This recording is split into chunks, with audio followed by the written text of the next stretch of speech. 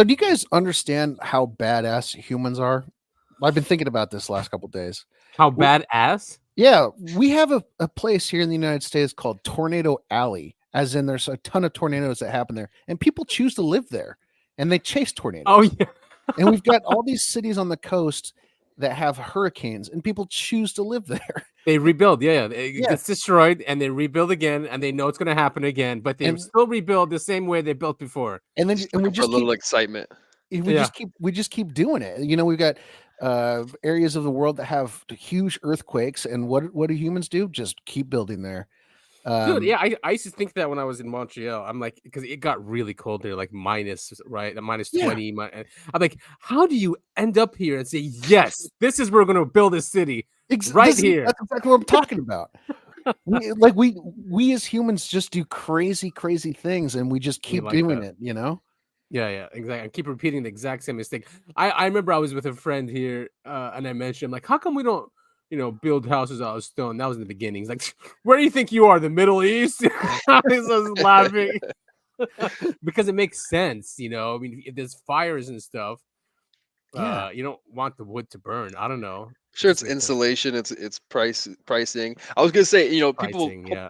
probably choose a place to live out of necessity. It's not necessarily Right. like where they want to, Yeah. and then it becomes part of their identity, right? So Yeah. it's like they become this tornado chasers because it's part of their identity. They're tough Mhm. enough to live in those areas, but I You're mean, I right. would be surprised if they sought out those places to live, right? Right, exactly. It's circumstances, and they make the best of it. And then people have a close relationship with their land, or they did For before. sure. Yeah. We're kind of divorced from that, but in the past, that's it. That's your land. Where are you gonna go? Well, You know? it goes even further than that. I'm watching this show on Amazon called The Rig, and it's about an oil rig, and I'm just thinking, Uh-huh. like, whose bright idea was it to just, hey, let's take all this metal, shove it down in the bottom of the ocean, and start drilling the shit, Money. out of the bottom Money, of there. yeah. Yeah. Look Yeah, at people but gold. They live yeah. out there. They live out there on that day, and they lose fingers, they lose teeth, and they just go, yeah, I've got more of those. Who cares? Yeah, and it goes back to that point. I mean, they don't know anything better. They can't do anything Mhm. else except that, so they go out there, probably make, I don't know, 60 grand for I those. think they get paid pretty well. Yeah, I was From gonna what say, I I think heard. it's more than that. I'm pretty sure it's six figures. Yeah, they get paid really well, Because really I well. know, I went to high school with a bunch of people that ended up working out in the oil rigs in eastern Montana, and they were racking in six figures. Yeah, it's something you can do without having a serious education or You any know, doctorate exactly. degrees or Yeah. anything like that. Graduate high school or maybe not, and you can go work on an oil rig and make six figures. So yeah, it's necessity. That's like this. It reminds me of the movie Armageddon, because weren't they those guys like they're they're all brutes, uneducated brutes. Instead of training astronauts how to drill for a bomb, they Yeah. train oil drillmen to be astronauts. Holy Hollywood. Yeah, it makes That's a great sense. movie. Well, Oh. everybody, our listeners, we have a new guest. I don't know if we introduced him yet. We haven't introduced anything yet. Let me do my thing. The one job I've got here on the Wait, let's do podcast. the intro. Wait a minute. No, I'm just kidding. So this is the Uncovering Anomalies podcast, episode 60, I think. Wait, no, we're 59. Wait, I thought 59 was last week. All right, 50. Was it? Whatever. This is Wait. an episode. Yeah. As always, I'm joined by I Want to Believe Adam. Wait, everybody. Yeah, we are And- 59. It's 59. Okay, and I am Topher on the Lamb. Inside joke. Might explain it later. And then you all have been hearing a third voice. Joining us this week as our guest is Mika. Hey, Mika. What's going on, guys? We're so Happy to be have here. you. Super happy to be here. Happy to have you. It's nice to have another voice. Topher and I get really bored of each other. Yeah, Adam and I, we spend our whole lives just talking and thinking about UFOs and aliens and screaming about them to each other. And so now having a third party here is, a great way to balance it out. Yeah, exactly. Make sure we're on the right track. We're not being too naive or too skeptical. It's walking that fine line. The knife's edge. The nice edge. Yes, exactly. So there is a lot to get to. A lot's going on. I mean, I don't know if Mika, if you pay attention to the whole UFO UAP thing that's going on here, but because we're in it and we're in the bubble, we just noticed so much news about the issue. Whether it's government doing stuff, or not doing stuff, or whistleblowers coming out, or other things are leaked out, technology, contractors like Lockheed Martin, like last week did a Yeah, that was video. pretty Was cool. it last week? Yeah, and they started now. Well, the DoD came out with a ruling that they want to start declassifying all this technology, and the reason why is they're scared China's catching up. So Lockheed Martin released this video, and it just showed like they're making these crafts where the actual craft is basically alive. Sensors are all over there. It can change shape, and it just, when you look at it, it's like the Roswell craft. It's just crazy that this stuff's coming out now with AI. Yeah, I don't Mika, know. I don't know how much you know about Roswell. We always end up going back to Roswell because it's the original, but Yeah. a lot of the parts that were found are supposedly the skin of the ship. The people who had found it, they'd pick it up, they'd crumple it, they'd boil it, burn it, and it would just pop back into its original form. It's pretty wild stuff. So what year was Roswell? I have heard of it. 47. Roswell was I think I heard 47. a few Joe Rogan podcasts regarding Yeah, regarding yeah. Roswell. So that's about as much as I know. Yeah, I think it's Uh, July 6th or July 7th, 1947. okay. Yeah, I was gonna say I know the year is 47. Yeah. What's bizarre to, well, I guess it's really not that bizarre. It was such a remote area. Is that whatever happened, and no one knew about it for a couple days. It was just some random farmer who was moving his sheep, came Right. across this wreckage in the desert, and he was like, and it was like a mile long, and he goes, someone's got to move this. I got to get my sheep through here. I mean, that was how the whole thing started. It was so basic and simple, and obviously it turned into a major, finding. And Yeah, so of now course, what?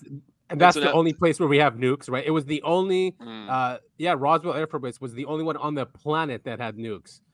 And So so now that was Lockheed that. Martin, by order of the DoD, is creating or trying to construct a Yeah, so craft if that's you look similar. at yes, if you look at all the stuff that's been leaked out before from people, from eyewitnesses and people that are working on the craft before, and now what Lockheed Martin is saying, it's the exact craft. So they've reverse engineered all that. Wow. Yeah, it's just crazy to see happening, and like, I guess that's how they're going to disclose, because we'll see also later is that whoever gets into the subject, even the scientists and even the enthusiasts who want this out, once they find out like what it is, or I guess not really just what it is, but how are people ready for it? They all come to the conclusion that no, people aren't ready for it. It's Yeah, just too much. it's one of those things we always come back to is like, why not just tell people the truth? Why not tell them what's going on? And everyone who's in the know, capital K, it's so terrifying to them. They don't think the general populace is ready. Yeah, and we'll see put off. He comes up with some, because I guess they went through. There was a think tank that did this about 2 decades ago, and all of them, whoever went there, came out saying, "All right, yeah, let's not disclose." Well, you know what's interesting too? I mean, now that more and more stuff is coming out and it's becoming more mainstream to hear about, UAPs Hmm. and everything like that, people aren't really freaking out. It's just kind of like, yeah, okay, we know they exist now. That's People, true. I've noticed that too. Like, oh, Yeah, yeah, I knew that. right? Exactly. So yeah, maybe their tactic of kind of having this stuff leak out drip by drip is Yeah, working because no one's freaking out. It's like, okay, yeah, the government's lying to us. We knew it was there. yeah. All the stuff that's happened over the years has been true, and that's what it is. We're still alive here. Right. So We just won't officially say it, but it's okay. Here you go. Here's the information. Believe it, don't believe it, kind of thing. And there's lots of comedy too. I mean, we ended last week's show with this. Now this clip, but one of the clips, and they're called the Very Important People Show. And so she asks the alien how aliens find shelter to watch DVDs. So it's a quick clip, but I just love like how much a lot of this there's a lot of comedy around this. There's a yeah. lot of and we'll play something later on too. But yeah, this is quick listen How are here. you watching your movies? Oh, well, I just go to Redbox and then like right when somebody tries to return a Redbox, I grab it. They can't see me. I'm using the invisibility technology. I see. But we did go ahead and see. So we got a photo of you being invisible, and it does look like a white sheet just sort of draped over your head. It works. So It works. Bring me through this. You've now obtained the DVD from Redbox. Yes. How are we playing this DVD? I've kind of cobbled together different of your technologies and kind of kept them in the back of a guest house. Right. Okay. So I'm going to pause you right there. You did say you didn't have sort of human shelter, but you are renting a guest house. I'm staying there. I'm not renting it. What do you mean by you're staying there? I just go in there when I need to watch movies. Do the people in the main house know that you're staying there? Do you know anyone's in your guest house? I would know if someone was in my guest house, I would assume. Are you staying in my guest house? Well, you would know, right? Well, how Dude, his makeup great. is just hilarious. Man. That whole interview is so funny. I don't know if you've watched the whole thing, Adam. Yeah, But I tried. the I think you whole- sent me the whole one. Yeah. The whole thing with the guest house, where it slowly revealed, bit by bit, that he's staying in her guest house. Yeah. It's- And she wants to install cameras, right? yeah, it's so funny. And then he threatens to electrocute her. Oh, the whole thing is very, very funny. Yeah. So this show, and because I saw other clips, is what they do is they bring in actors and actresses, and then they put on makeup on them, but they don't know what the makeup is, and they surprise them, like, all right, this is what you are. It's like that, and then they do a surprise interview, so there's no time to prep or anything like that. Yeah, it's They all basically- improv.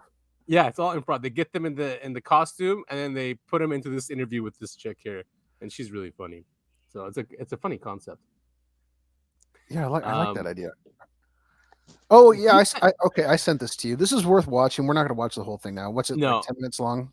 Yeah, it's 10 minutes long. But when you first sent it, like, oh yeah, I know this, but they changed it. So it used to be shorter, but in the middle they have Biden and Trump right in there, like using AI voices. Yeah. So that's what I didn't see, but I remember seeing the beginning of this and the ending of it. It's super, and I think this is why I always end up liking sci-fi, is because it always tends to be on the mark in terms of just how humans are.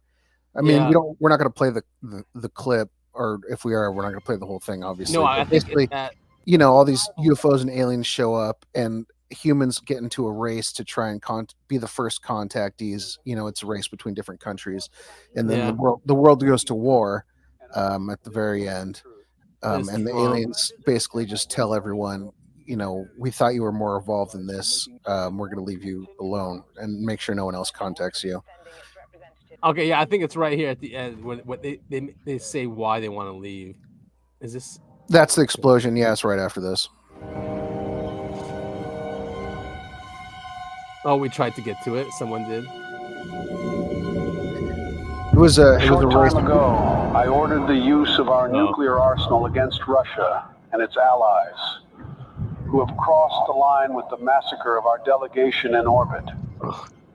Together with our NATO allies, we have launched the Wrath operation against every country that was involved in this massacre. Wait. What massacre? Can you sum it up?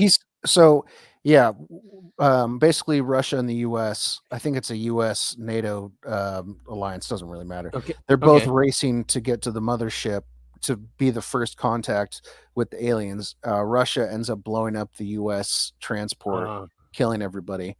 And then there's a full-scale nuclear war on Earth. That's what he's referring to here. Got it. All right. And that's what they're going to react to. Okay. I want everyone to accept the nuclear bunkers until the Wrath operation. Greetings, humans. Here we go. We have observed your actions with great disappointment. Your inability to see beyond your own selfish desires has blinded you. You have failed to recognize the interconnectedness of all things and the importance of cooperation and respect. Of course, they have a British accent, right? Sure. The aliens. Yeah. They Yeah, have this sound. if they're Because smart, if they're smarter than us, they have to have a British accent. Of Yeah. course. And, hey, we can tell this is AI as well because Biden is speaking way too coherently too. Yeah. He Nailed it. froze. He froze. Was it today he froze or yesterday? He froze speaking about Ukraine or something. Who knows? Who cares? But yeah, and the reasoning makes sense. I always go back to, most humans are empathetic and sweet and, want what everyone else wants. It's the people like in charge of humanity who are the psychopaths. And so this criticism of humanity, and maybe it is our fault because we allow them to lead us. I guess, we're kind of the fault for that, but maybe not. So, I'm kind of, I'm torn into like, is it really humanity's fault or are we just, hostages kind of situation? I think it's little column A, little column B. Unfortunately, to rise to the top, to get into power, you have to kind of be a psychopath because, to want that kind of power, that kind of position is, that kind of makes you sick in the head, unfortunately. Yeah, You know what I mean? No, yeah, no we one, reward the wrong behavior, and people that crave the type of attention like that a president gets. Yeah, it's going to be a different type of person. Like, I don't want to be giving speeches in front of billions of people. Some people Yeah. like that, and it might be the type of person that's just nuts. Right. Yeah, and just imagine that being hated by at least half the population Oh at yeah, all Yep. times. right, exactly. You're not going to appease That sounds everybody, awful. yeah, it does sound awful. People going to bed just obsessed with you and like just wishing harm upon you, and yeah, who wants that, man? Mm-mm. well, I wouldn't mind people going to bed being obsessed with me. I guess it depends what kind of obsession. Sure. So this is a clip from Jimmy Dore. I'll get to who this guy is. I forget who he is though. But just in line with what we were just talking about, and it's a theory we've spoken about too. This guy is saying that UFOs are basically trillionaires. Now Oh. yeah, has that always been the case? Maybe but it's a quick clip. I'll bet you there's such a thing as trillionaires. Yeah, And that's they're another slaves thing. too.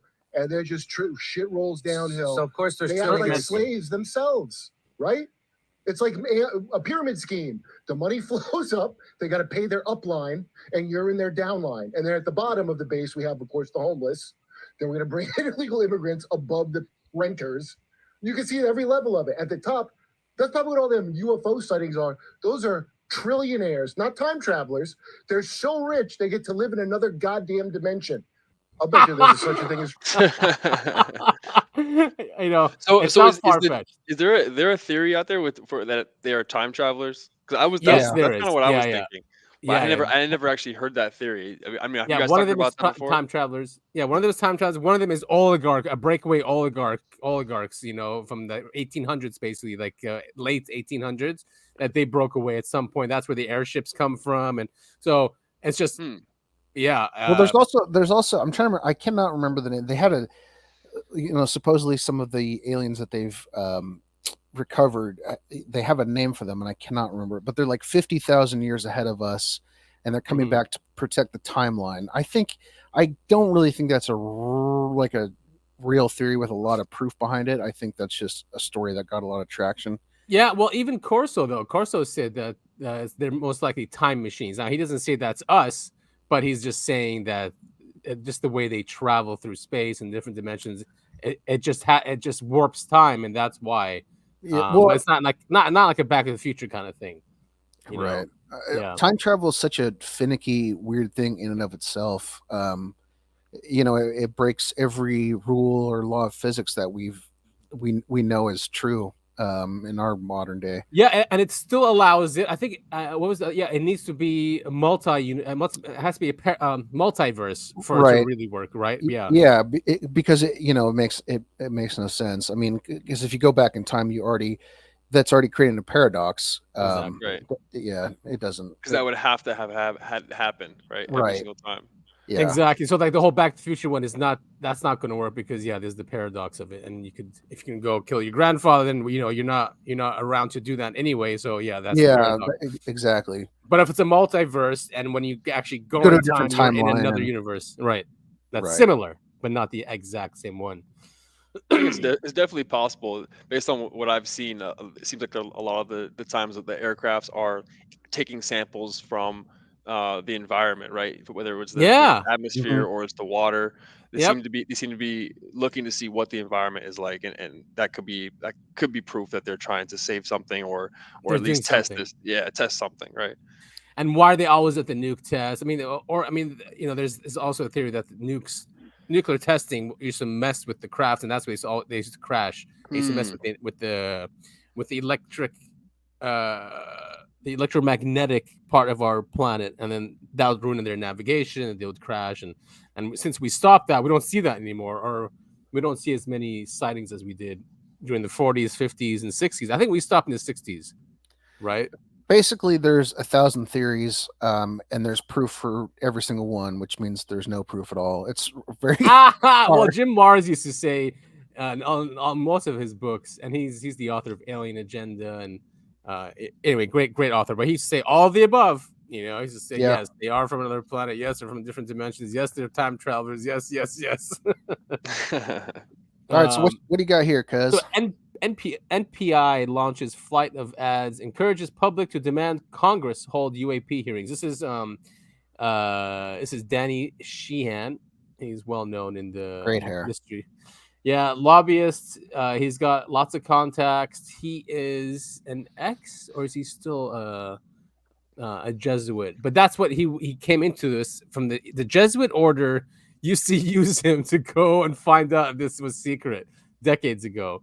Anyway, but now he has the New Paradigm Institute, and he launched a campaign to ask constituents or people to contact their Congress representatives and ask them to have more congressional hearings. Now, this is because he's upset, right? The UAP Disclosure Act, Mika, I don't know if you know, but there was a UAP Disclosure Act that Schumer put in the NDAA. It was really comprehensive. It talked about non-human intelligence. It talked about eminent domain. It talked about going and getting these crafts and the biologics, and it was gutted. But so Danny was one of the authors of that, and he was so upset where he said, "Fine, if we're not going to do this illegally, we're going to do catastrophic disclosure."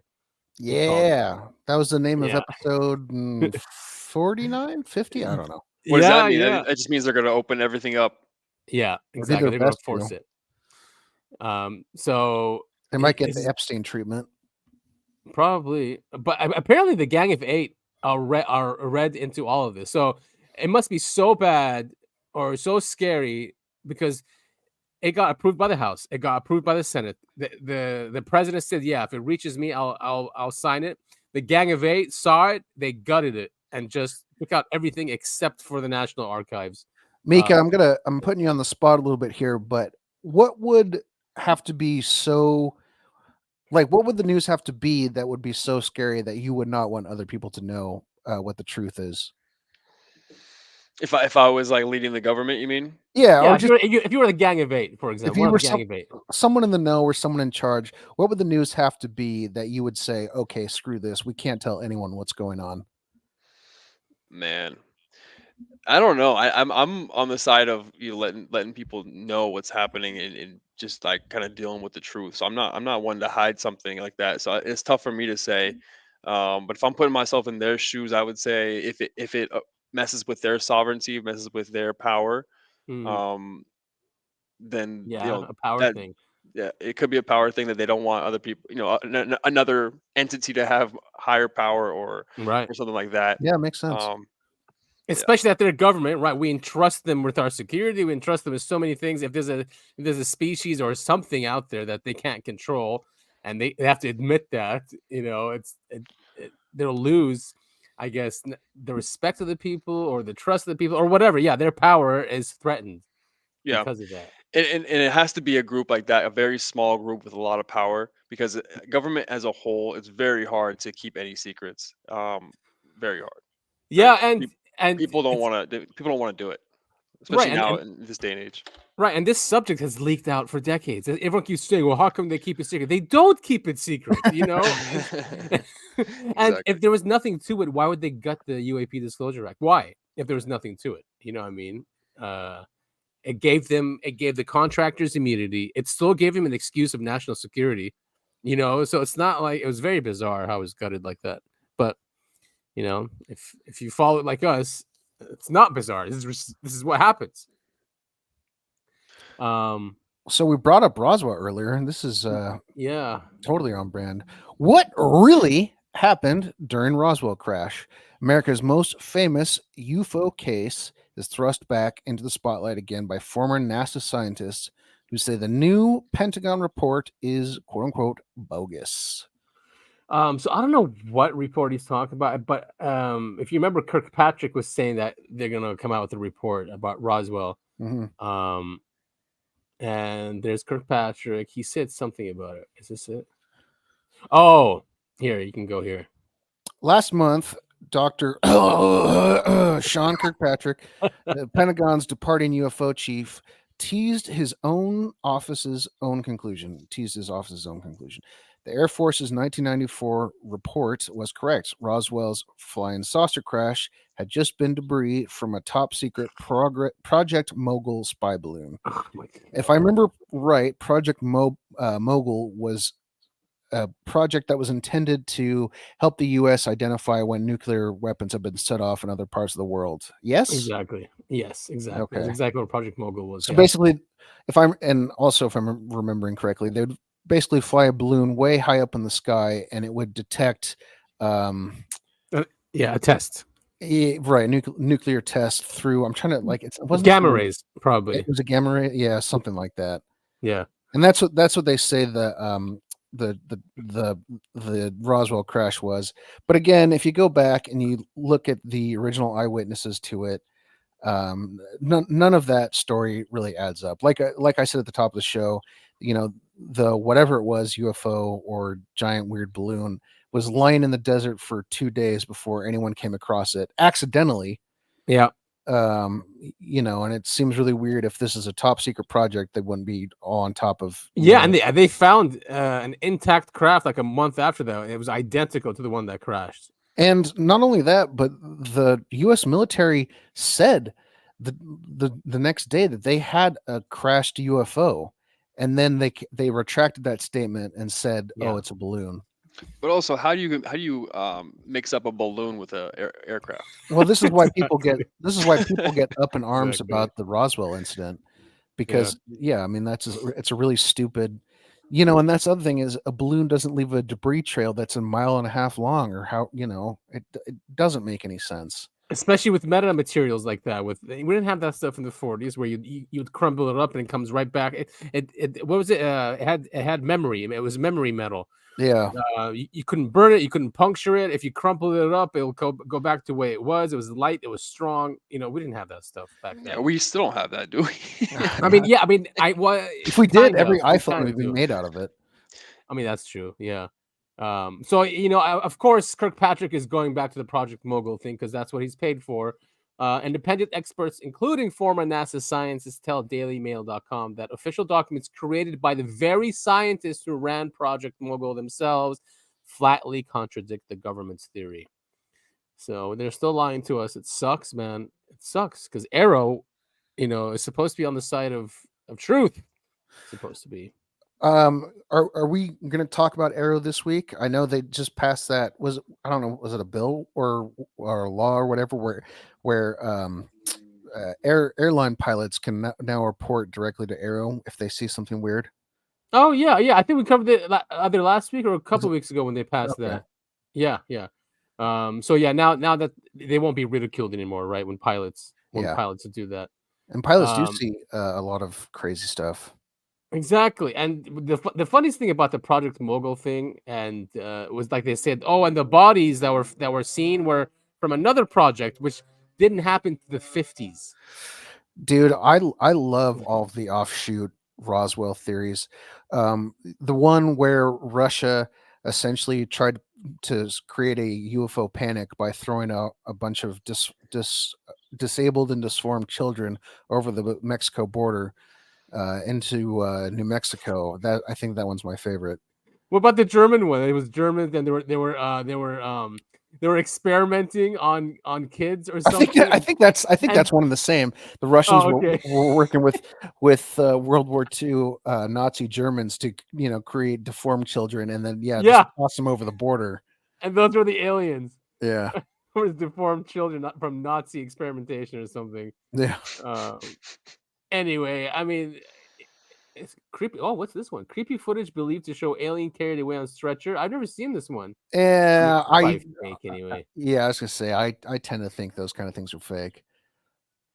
Let's move on to the next one because there's a ton of like actual cool stuff that's coming out about the Nazca mummies out of Brazil? Oh yeah, we'll get there. Yeah.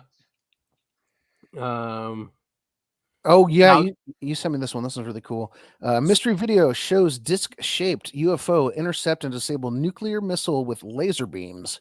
Whistleblowers claim. Yeah, this is from Dr. the Jacob 70s, I believe, right? yeah, or late 60s. Yeah, the U.S. military is in possession of video footage showing a UFO intercepting and disabling a nuclear missile with laser beams, according to whistleblowers. Crazy. Retired officers from the U.S. Air Force say the disc-shaped object circled an unarmed dummy warhead during a routine test after detached from an Atlas missile booster. There it is. There's an image of it, and it was from Vandenberg Air Force Base here in California, and they were filming this test launch of a nuclear weapon, and then the UFO appeared and blasted with four laser beams. Nuclear warhead is disabled. I mean, this is national security stuff. If we've got, I mean, first of all, if UFOs are disabling nuclear weapons, bravo, good job, UFOs. But Yeah. second of all, it is the 60s. You're right. 1964, or wait, You know, this is a national security thing. If we have a third party that is interrupting, government projects like this, that is a big deal. I mean, maybe not for our day-to-day lives, but you know what I mean? This Yeah. is something important that should be shared with our populace. So this is Dr. Jacobs in the 1960s. He was at the helm of a military telescopic photography site in Big Sur, California. I was gagged from revealing alien secrets. Is this the guy? Is this Jacobs? I should also state clearly. No, it's Dr. Kirkpatrick. Mr. Sean Kirkpatrick. Anyway, but yeah, so Jacobs is funny actually. He said, and someone tell Mr. Kirkpatrick, F you. It's a really funny video out there. Because I mean, Dr. Jacobs is a whistleblower, first-hand witness, right? He saw with his own eyes. This is his story with the CIA coming in saying, were you guys screwing up there? What is that? And he's like, it's a UFO, and they confiscated the video. So that's why they know we have it. Well, he clearly just saw some swamp gas bouncing off of the Venus some rings or something, All right, let's move on to what we got next. Moving on, we have you sent me this. 10,000-year-old megastructure found beneath the Baltic Sea. So I was trying to do a little bit more research on this because the picture provided is nothing. That's just a mound of something under the water. I think, and this guy posted the whole thing, but they dated this way. Does it say where? 10,000 years ago. Yeah. And humans weren't supposed to be so evolved back then. And another common theory, Mika, that we talk about on our show a lot is that human history has been largely, we don't know the actual truth of it. It's been largely. I'm obsessed with this topic. Okay, good. Yeah, and there's been lots of cataclysms in the world. So humanity has become advanced, and it gets destroyed, and then remnants are alive, and they revive it again. And we're living in one again. Probably when Atlantis was destroyed, the remnants of those families probably restarted civilization in Egypt and Sumeria. That's why they came out of nowhere, and that's where we are now. So, and it might again get destroyed. Many people are saying by the sun. Yeah, and what's interesting too, a lot of like the ancient religions often have a foreigner coming in and explaining like technology to them and stuff like that. And so, that foreigner often appears very similar throughout the world. So I think that's a very, very What's interesting his name? theory. The Latin, right? Quetzalcoatl, or I can't. Yeah, that's the Aztec one. Yeah. Yeah. That same theory has been, or that same like story has been told in many different places. Sumeria, same thing. Yeah, that out of nowhere they had like schools they had mathematics, science. Yeah, we talked. Was that last week? We talked about Pythagoras. Oh yeah. That's right. That he used to go down. He basically learned. Oh no. Yeah. They found that his theory, the one that obviously the famous Pythagorean theorem, there we go, was discovered to be written. It was in Sumeria. It was like much longer than much further before when he said it. Exactly. Yep. And then we said I'm sure he learned it from the mystery schools in Egypt. So yeah, I mean, there's definitely an alternate history that we're not allowed. There's just a certain narrative, right? The whole out of Africa thing, and then the Fertile Crescent, and then we started agriculture, Anything else, forget it. Yeah. They're not going to touch it. Well, and one thing we brought up, oh man, I'm so bad at this. I think it was last week, the building of the pyramids. You Yeah. had that video of the possible yes. how the pyramids could have been built, Yeah. and you know, it would have taken an actual, and I said this at the time, an actual like engineering, you know, super genius to figure out how to do that. Just, you know, how it was planned out and how they built Exactly. the They have freaking no thing. idea how they did it, and then it's perfectly aligned with the stars. Like Yeah, Perfect. it's the same thing in Mexico. It's the same thing Yeah. in Yeah. Southeast Asia. So Something yeah. was Actually, lost. Some knowledge was lost. I just sent. I not just sent. I just recently saw, and I meant to send it, but I didn't. They found these pyramids in China that align perfectly. You know, exactly the same alignment as, you know, the Great Pyramids in Egypt. You Yeah. know, it's stuff like that. It's just, you know, humans. Everyone thinks we were just these Stone Age cavemen, and up until a few thousand years ago, and that Even just here, and it around keeps getting here, proved wrong. Yeah. yeah, exactly. And San Diego, there's supposed to be pyramids. have you guys heard the theories that there's a potential theory that the way they were able to move the rocks for the pyramid was with sound vibration? Sound. Yeah. I Oh think that's yeah. very, very interesting. Yeah, because the Tibetans do that too, where they get together and they do a certain sound, and at some frequencies they can raise things. So Crazy. One, and also Stonehenge, they keep going. They can't figure out how that was put together. here's the Nazca mummies now. I mean, just to Yeah, here we go go. with our history and like what's hidden from us, other than So give me a quick breakdown of what are these Nazca mummies? So, Adam, you might have to correct me if I'm wrong, but basically there was this dig site. I feel like it was like a decade ago now, where they uncovered all these mummies that were very weirdly shaped. You can kind of see it in the the poster has it as their icon or whatever, their avatar. Oh no! In which countries were they I found? They're found in Peru. Peru, that's what it Peru, was. okay. Yeah. But Yeah, they the they Nazca found area. these mummies. They're weirdly shaped, and they don't look human, but they look humanoid. Hopefully, this Okay. video shows exactly what they look like, because they do look like your typical, you know, gray aliens that you would see in a movie or something. They're speaking in French, so that's why I have it muted. With like bigger heads and smaller bodies. Is that what you Yeah. They're mean like by? only a meter. They're only Yeah. a meter tall, and the thing is, the guy who brought him forward was a Mexican ufologist. He's been Okay. caught doing some hoaxes. You know, I'm not saying he doesn't do all hoaxes, but he's high Oh, so meat. are these the bodies that was kind of like on display earlier this Yes. year Yeah. or earlier in Yes. 2023, I should say? Okay, Yeah. very Yeah. interesting. Well, So and I'm still on the fence with these. I don't believe it. I go from not believing to believing it, but again, I'm still on the fence only because a lot of these universities are taking it seriously. yeah, Um, and but I I was thought gonna it was a say, hoax. So didn't they find similar mummies in Russia too? Wasn't that the thing? or Canada? Was Was it Canada or Russia? Yeah, the one I from don't, but it was found in other places in the world, and the bodies lined up exactly. If this is a hoax, it's really well thought out. And there's a very good possibility that there have been over the centuries on Earth there has been different types of Mhm. humanoid. You know, Mhm. I mean, I know in Africa too. I forget which country specifically, but they found that cave that showed burial sites really deep in a cave. And found that the bodies were from a different species other than humans. They have a whole documentary on it in Netflix.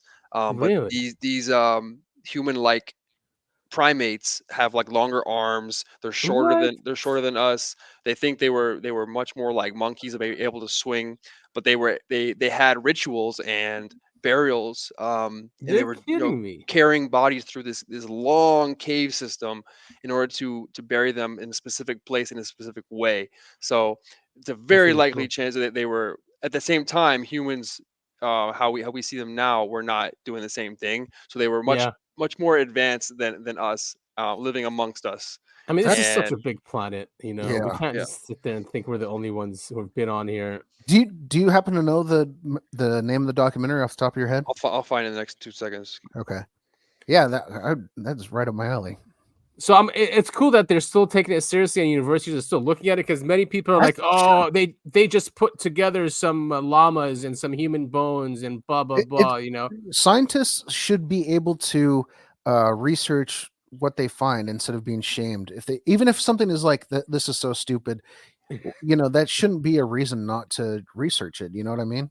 Right. Yeah. So I got the documentary, guys. It's called Cave of Bones, 2023 Bones. documentary. It's on Netflix, and they're called the Homo naledi, Naledi.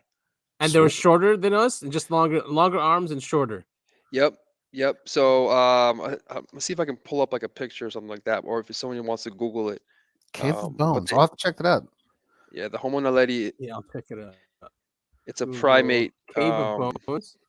similar to us, but they are based on the bones. They found full skeletons, and so they're able to obviously piece them together and see how they compare and contrast to humans or Homo sapiens. And so there are different.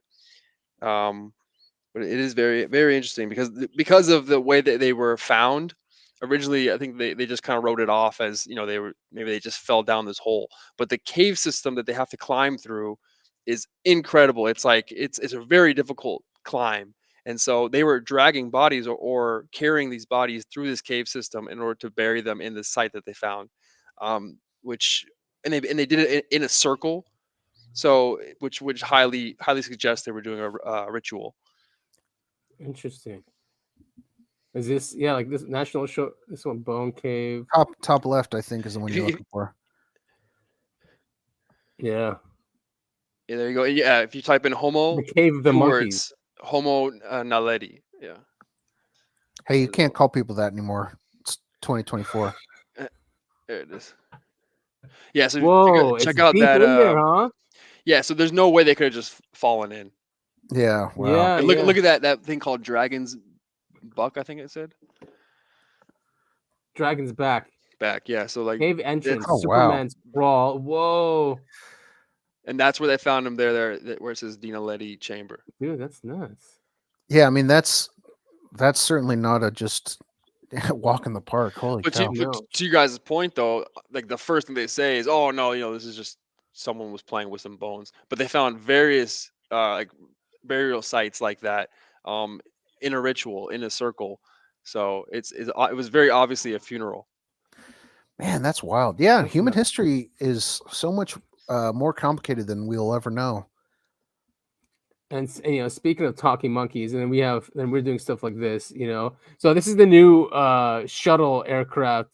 It's a lot of these private companies are doing this. This is not NASA. This is a private corporation, and the craft is called Tenacity, and this is them building it, and it's going to be going into space just like the shuttle did, with new propulsion, obviously much lighter, stronger material.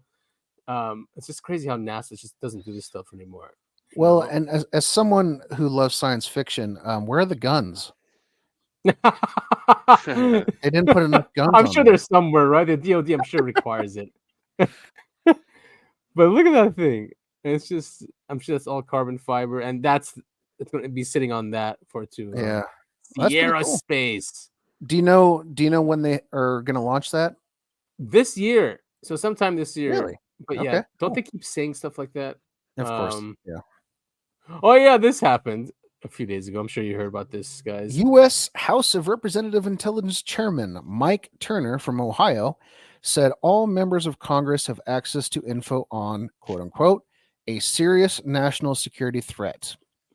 He's requested Biden, quote unquote, declassify all information relating to this threat so that Congress, and the title stops. I'm assuming so that Congress can do something. So that Congress period. So that Congress period. So that Congress. Yeah. Wait. Hold on. I'm requesting President Biden declassify information so that Congress, the administration, and our allies can openly discuss the actions necessary to respond to this threat. So it came out. It is something to do with space. Biden even said something today or yesterday saying that there are new capabilities that Russia has that they can do with satellites. It hasn't been deployed yet. So people were, we don't have to actually go out of this, but people were guessing. Here's StandForBetter.org saying 2 guesses.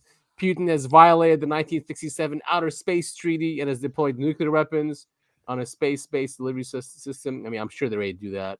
And I was going to say, do you guys think? I mean, I'm of the belief that probably every first world country has some sort of nuclear capabilities in space. Yeah, I mean, well, we know that supposedly whoever, the extraterrestrial, the NHI, don't like nukes in space, so maybe they'll get rid of them if they saw that. But then, Complex 40 in wait, Cape Canaveral, can you hear that? Florida. Love is in the So this happened the same day. SpaceX launches classified U.S. Space Force, one of 24 satellites on secret Valentine's Day mission for U.S. Space Force. So this happened the same day that we had the classified. So were they deflecting? So no one, asked too many questions about these satellites, because it was 6 of them, and they're keeping them secret. Yeah, that's always a good sign. We don't know much about the U.S. Space Force 124. The Space Force remained mum about it until this morning, when it emailed out a statement saying the mission is ready to fly. So no one knew anything until they basically just took off. I have a unrelated Space Force story that might be kind of funny.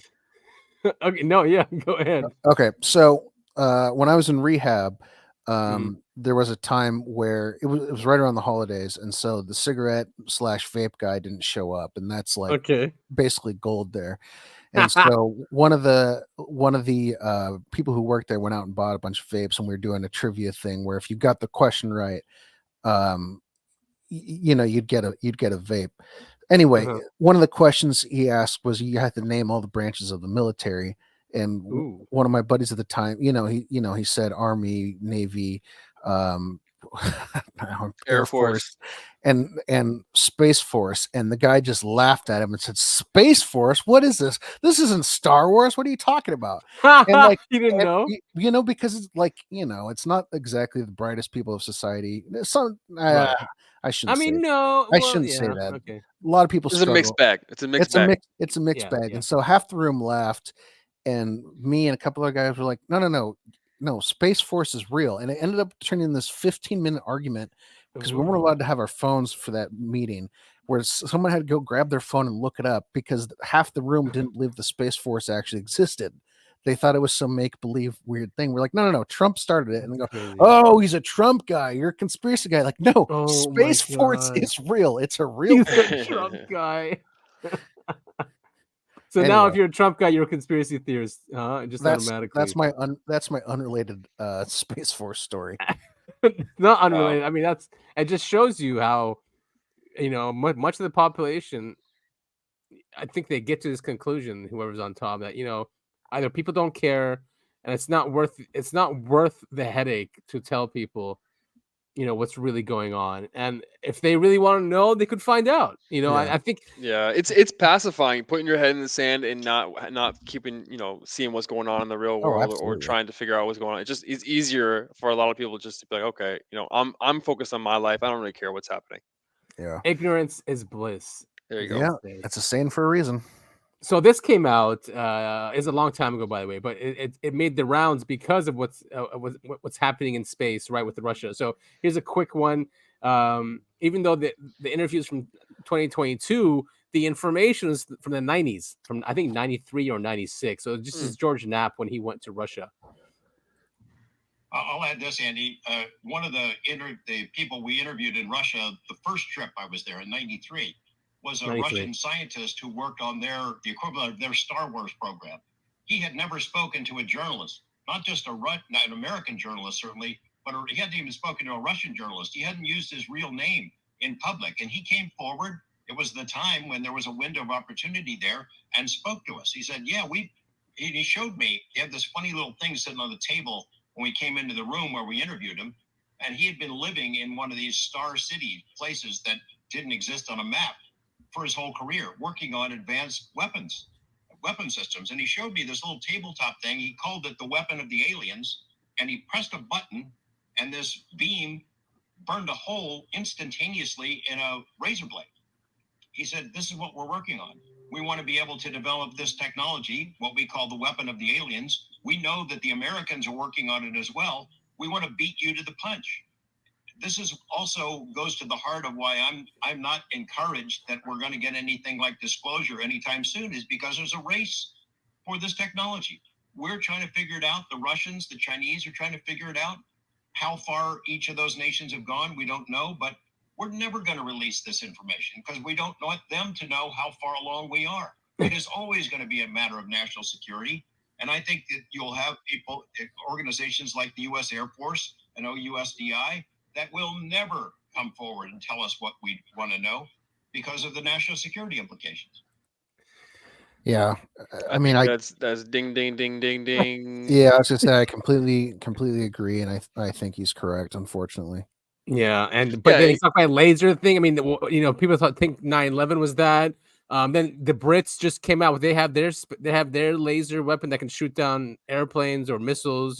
So it's out now. have we made fun of the Brits yet on this podcast? Have we what? Made fun of the Brits yet?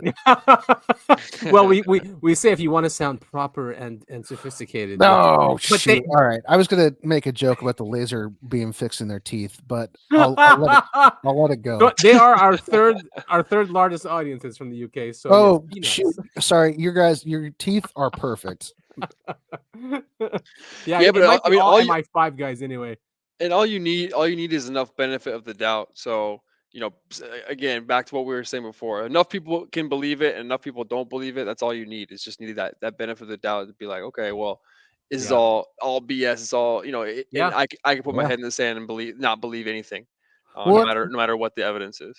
You're exactly right. And also it's one of those things like Biden could call a press conference tomorrow and say UFOs and aliens are real, and half the people will think it's some sort of weird play to get reelected or something. They won't They'll take think it it's a seriously. psyop. Yeah, 100%. That's how bad it's gotten. Yeah, definitely. And like in my circles, they're the conspiracy theorists, right? Like I follow people who are like against COVID and all that stuff, and think there's something wrong with 9/11 or JFK, whatever, right? They have that type of thinking. But when it comes to this, they're like, oh, it's all fake. Oh, it's a psyop. I'm like, man, no. The psyop is that it doesn't exist. Yeah. So even the conspiracy-minded people can't accept this. They're like, nah, it's all. Yeah, I mean, the media has done such a great job of brainwashing us. Yeah. We're so far down the hole. There's just no looking out. So the Seoul Institute, and we've talked about them before.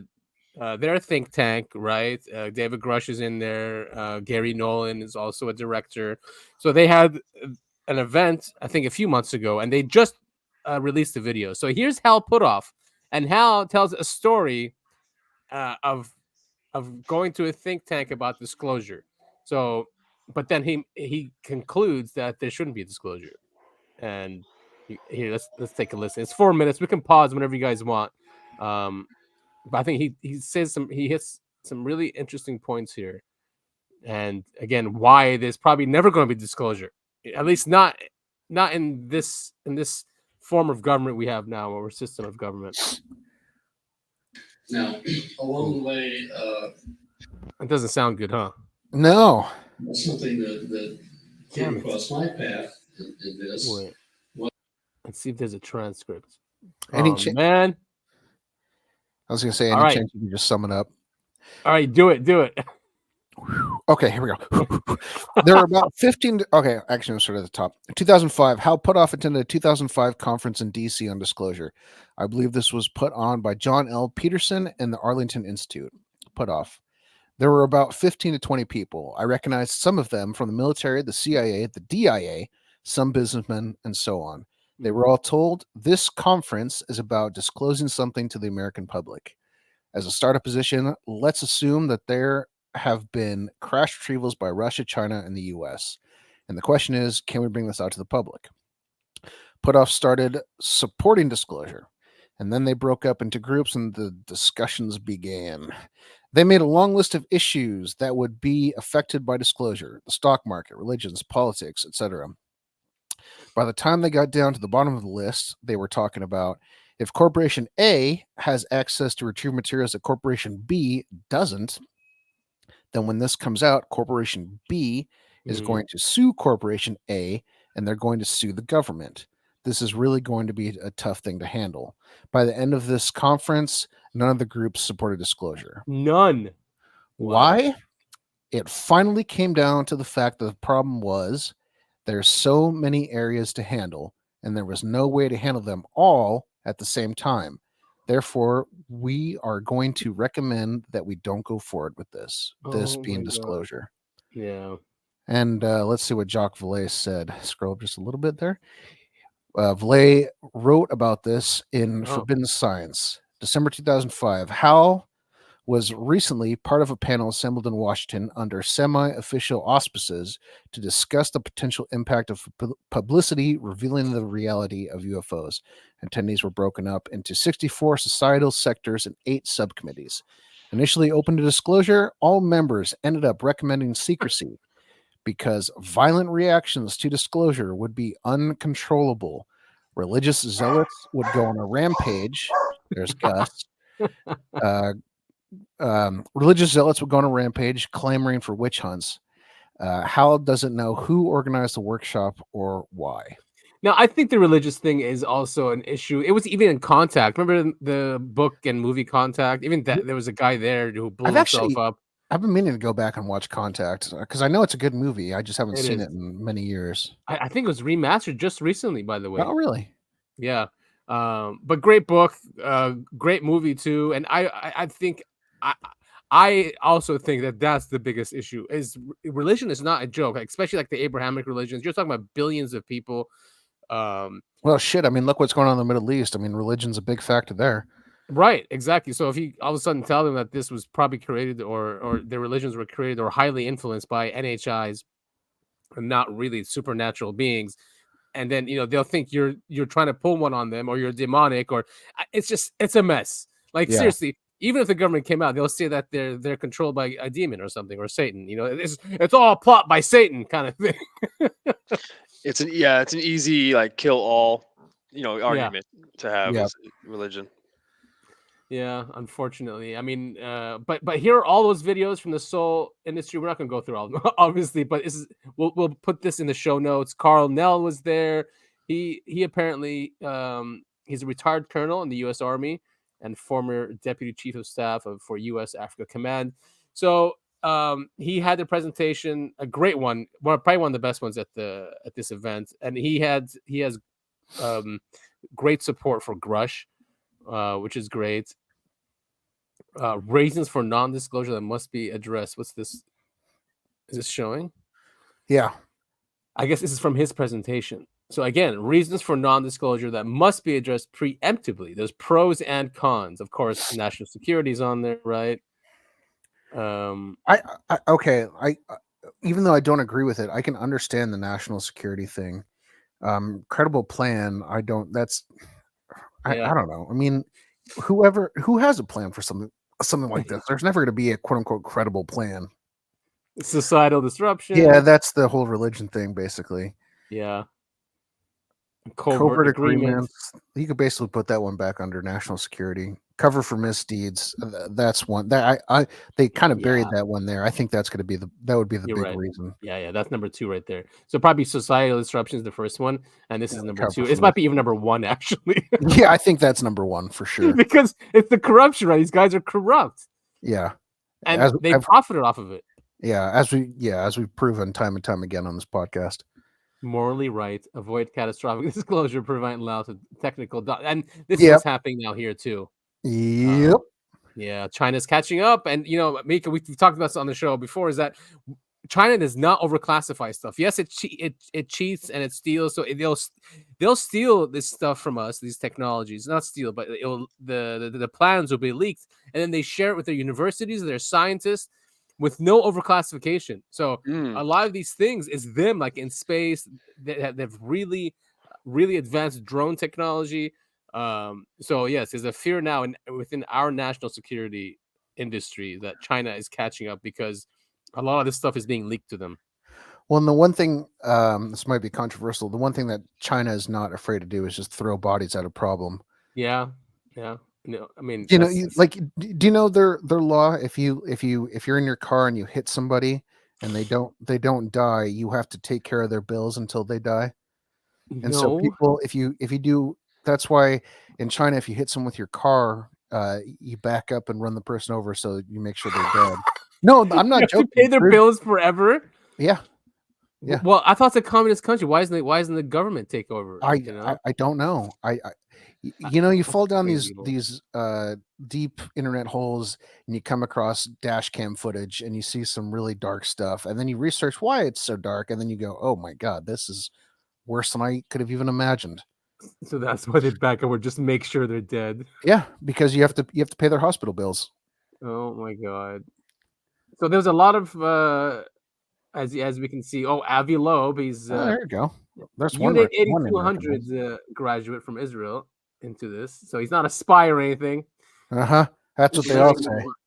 Yeah. Oh, so Kripal. So this guy, his presentation is really good. Topher, you should definitely. Yeah, I'm gonna look at all these off the show. This one, he talks about the religion. Yeah, see, historian of religions. Yeah. Pasulka, she does that also. She talks about that. She goes, it is religion, and has to do with it. Christopher Mellon, of course, was there. This guy, he was head of NOAA, and he knows stuff. So he's seen things and wants disclosure. He's a PhD. Let's move on. This is a great resource for all of our listeners. Go check this website out. As always, everything that we talk about on the show, we post in the show notes so you guys can go and listen to it or look at and it. highly recommended. Go through all those Yeah. talks. I mean, those are highly credible people. They're scientists. They're military personnel. Some are even first-hand witnesses. So yeah, I mean, go through it, listen to it. This is Ask a Poll, so it's Ask a Politician. It's Matt Laszlo. He gets to the politicians and always asks them about UAPs. So apparently, Lou Elizondo had a skiff meeting with Congress, which I had no idea about. Where is the audio of this? Oh, here it is. Let's take a quick listen. So I heard you had a little visitor yesterday. Lou Alejandro. Oh yeah, that you brought him in. What made you reach out or get connected with him?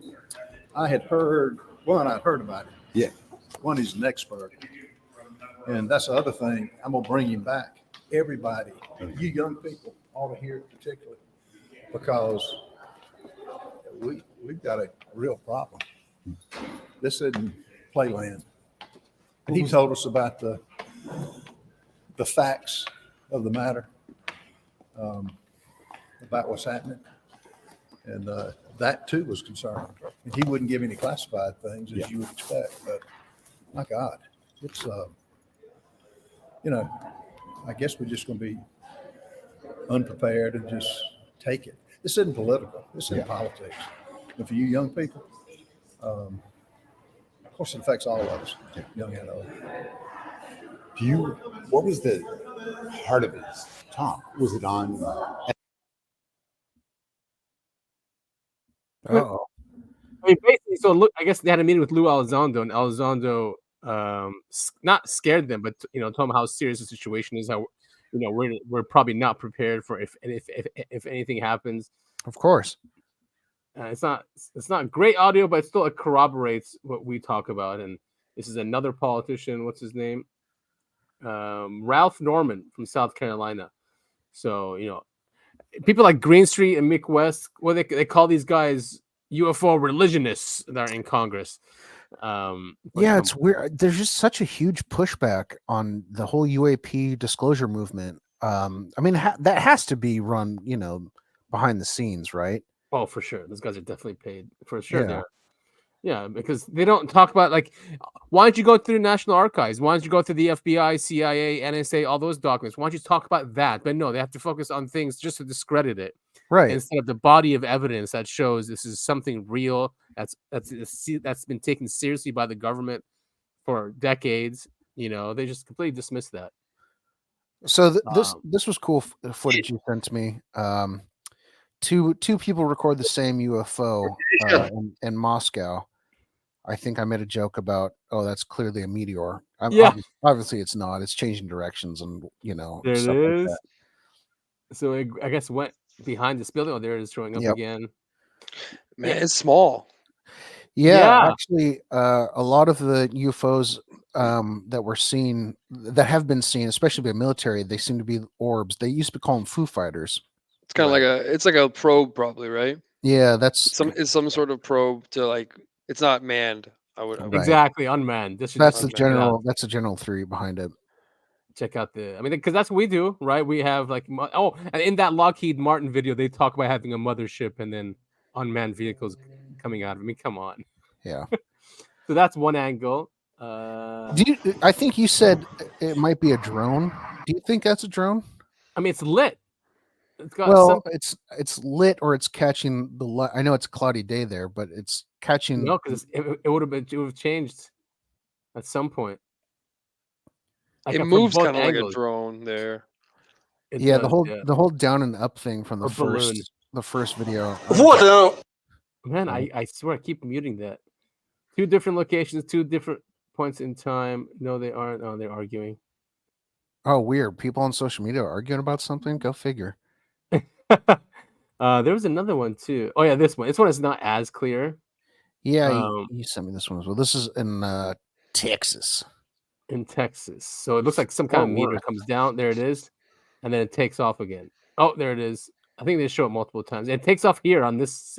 So it comes in and then takes off here. And this is like a weather camera, right? Yeah. Something that's stable, not moving. It's there, static, and Exactly. it catches this. Oh, there it is. Yep. So boomerangs. It came in and then out. Yeah, that's weird. I mean, I guess I could see that being a bird that gets caught on camera. Not at night. I don't know. There's no birds in. No, That'd be a like, huge bird too. And yeah, plus that is a meteor. And plus, yeah, it's way fast because they have to slow it down. I'm just trying to. Yeah, that's really, really quick. Okay, I was looking at the slowed down footage and thinking it might be a bird. Yeah, that makes sense. Who catches this stuff though? It has to be AI. But this is no. This is the Mika is right. This is the weather cam that they'll do. And No, I know, but who went through this and saw that? Oh, you know what I mean? Just takes one person like looking and see something on there, and then yeah. Yeah. Well, especially footage like this where there's not really anything to see. It's just city lights and a bunch of cars moving. So if something like that happens, it sticks out. Yeah. All right, let's keep going. We're at an hour here, and I feel like we've only gotten through a couple of these. I mean, this can be quick. This is just SCU. Yeah, What the is Scientific SCU? Coalition for UAP Studies. Oh, I should have just let you keep talking. Hey, UAP, that's the name of our show. SCU announces 2024 annual anomalous aerospace phenomena conference. Wow. What a great title of this article. SCU conference returns to Huntsville, Alabama, with investigative journalist Ross Coulthart as keynote speaker. Of course. Is in DC. Anyway, they're doing a conference in Alabama. We should go, man. Wouldn't that be nice if we had a budget to go to all these? Right? Hey, hit us up on Patreon, folks. Come on, guys, support us. There's a support link in every single show. Send us to Alabama. We might just stay there. Yeah, you never know. I'm sure it's quiet. And advancing the scientific study of UAP is at the heart of our organization, and our annual conference is part of that mission, said executive board member Rich Hoffman. This year's gathering is a continuation of our tradition of bringing scientists and academics together to discuss our shared interest in an enigmatic global phenomenon. Now, again, are these guys UFO religionists? I mean, these are academics and scientists finally getting together and taking this subject seriously. Yeah, it's great. Yeah, it is great, and we need more of that. Oh, well, they're not doing any favors with that picture. Well, this is a different one. There's an event in, I couldn't find out where this is. This is a terrible article. Where's State Route 88? Ooh. Superstition Mountain and Lost Dutchman Museum. Do you know where that is? No. Route 88. I don't know. Apache Mysteries Junction. of UFOs, UAPs, and Bigfoot at February 19th through 25th event in Apache Junction. I would assume that's somewhere in the southwest of the United States, being Apache Apache on there. Where's and it? Everything Someone, that's happened in Nevada, Arizona, I feel like that's someone probably get Jamie to pull that up. Jamie, pull that up. Lost Dutchman. What's that place called? Apache Junction? Yep. Trail. Apache East. No, East no. Scroll Trail. to the very top. Scroll to the very top for me. I'm looking at this right now. Right here? No, very top. It is Right here. Apache Junction. Apache Junction. It's in Junction. Arizona. Ah, there it is. Okay, you're right. Mika Hey. got it right. Yeah, Southwest. So if you're in and around Apache Junction, Arizona, there's all week starting tomorrow. You can go to this event and find out about UFOs, UAPs, and Bigfoot. I love how they just put in Bigfoot there. Yeah, through Bigfoot. Hey, so listen, listeners of Apache Junction, Arizona, we will hire you for $0 to go to this conference and tell us what it was all about. And Well, okay. You can be on the show. Yeah, there you go. See, so it's not $0. They have an opportunity to come on the show. I will Venmo you 3 American $1 bills. Oh my God, Mika, did you see this? No, what's this? Oh, okay. Let's just play it quickly. Yeah. Let's just play it.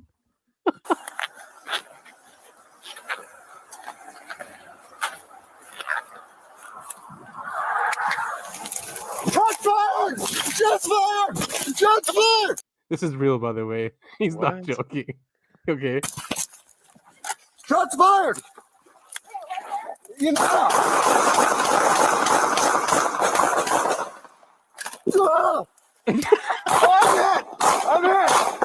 I'm hit.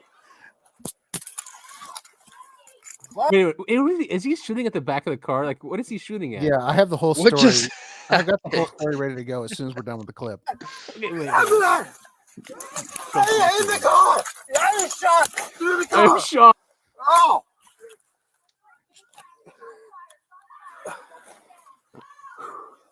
All right, okay, let's just. Yeah, Topher, I you think want that's to enough. take it over? Oh no. Okay. Yeah. He Go doesn't. ahead. I don't think he shoots anymore. So essentially, if you scroll back to the very beginning, this is a cop in Florida. He is walking back to his car. He's got an arrested individual in the back seat, handcuffed. And Oh. I should note that the person in the back seat has been checked for weapons. He was frisked. No weapons were found. He's handcuffed in the back seat. An acorn fell on the top of this cop car. And this cop thought he was shot. He does a barrel roll a couple times. And this is a neighborhood. This is not in the middle of nowhere. There's houses all over the place. He unloads his clip into the back of his own car where the suspect was in the back seat. And he says, I've been hit. I can't feel my leg. I think that's later on. He, of course, was not hit. Yeah. But this guy totally freaked out and panicked. And when this footage did come out, this guy did resign immediately. Of course. I mean, he's like crawling, saying, I'm hit, and he's hiding behind the cars, and he waits for backup to come, right? Yeah. Well, And they're all I'm pretty sure gun that's drawn. standard.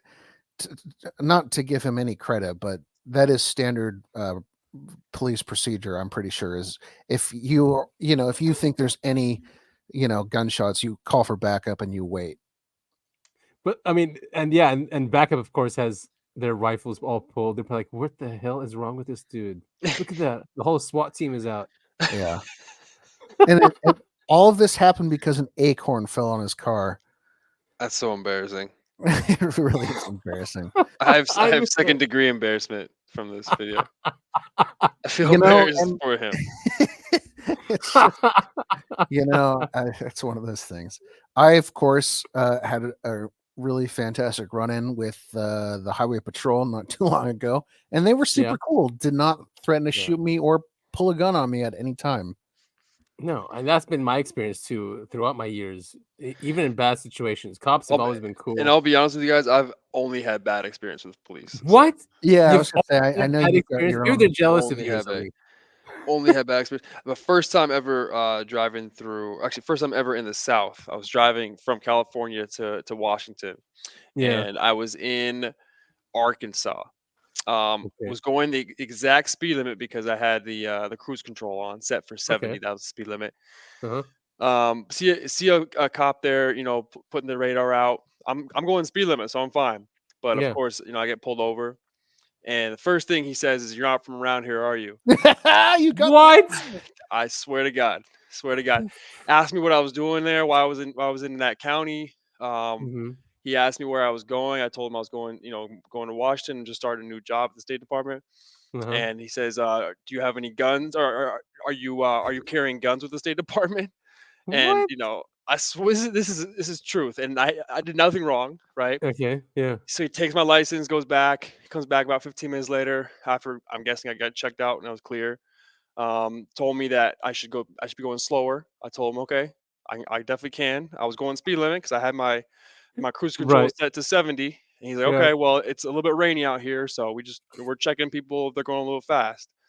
I said, but was I going too fast? He said, well, technically no.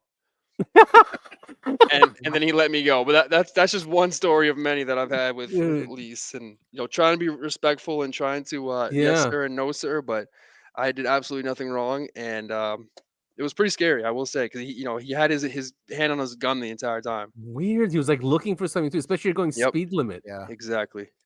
I remember telling a story once where I was going speed limit. They're like, "Well, that was your problem. You're going the speed limit." I'm like, what? Like, Wait, always what? go a bit over or something. Yeah, I know. It only would be fair to mention that well, we're not editing the show anymore. I was going to bring up skin color and why there is a difference. Yeah, that's I a mean, big it's that's a not that big much, but yeah. but I mean, that is a big thing though. I mean, where was it again? It was in Arkansas. Arkansas, yeah. And Yeah, right after that, about 15 minutes later, I had another police just behind me, um, and was following me for about 15 minutes. So I got off the freeway, took an Also in exit. Arkansas. Yep, yeah, literally about 15 minutes after getting pulled over. Oh, So 15 minutes later, I'm getting followed by this policeman. So I take the exit. I'm like, listen, I'm gonna just lay low for a little bit. I don't know what's going on. I'm gonna get some food. And he yeah. follows me into the subway parking lot. Oh, Um, Jesus Christ. checked me out They're and then bored. ended up Are, leaving. are you 100% sure it wasn't the same one? No, it was different. It was different. Yeah, it wasn't 15 minutes later. It was probably an hour later, but it was the same road I was on in Uh-huh. the same state. I was going to say he wasn't like following you The to car make you sure that own. you left or whatever. No, yeah, yeah, and then it was pretty soon after that too. That same trip, there was a big truck with a Confederate flag that was like coming up behind me. He would go in front of me, slow down, going behind me, speed up, like tailgate me really hard. So Dude, Jesus. did not have weird. a great experience in my first time in the South. Oh my god. Remind me Now, never to go was to the car Arkansas. rented or was it your car? No, this was my car. It was like it had California plates on because I was driving from That's what it was. Orange County to Washington. That's what so- it was. I saw the California plates. Yeah. I mean, maybe, but They had to how get you. crazy is that? Dude, that sucks, man. That really does suck.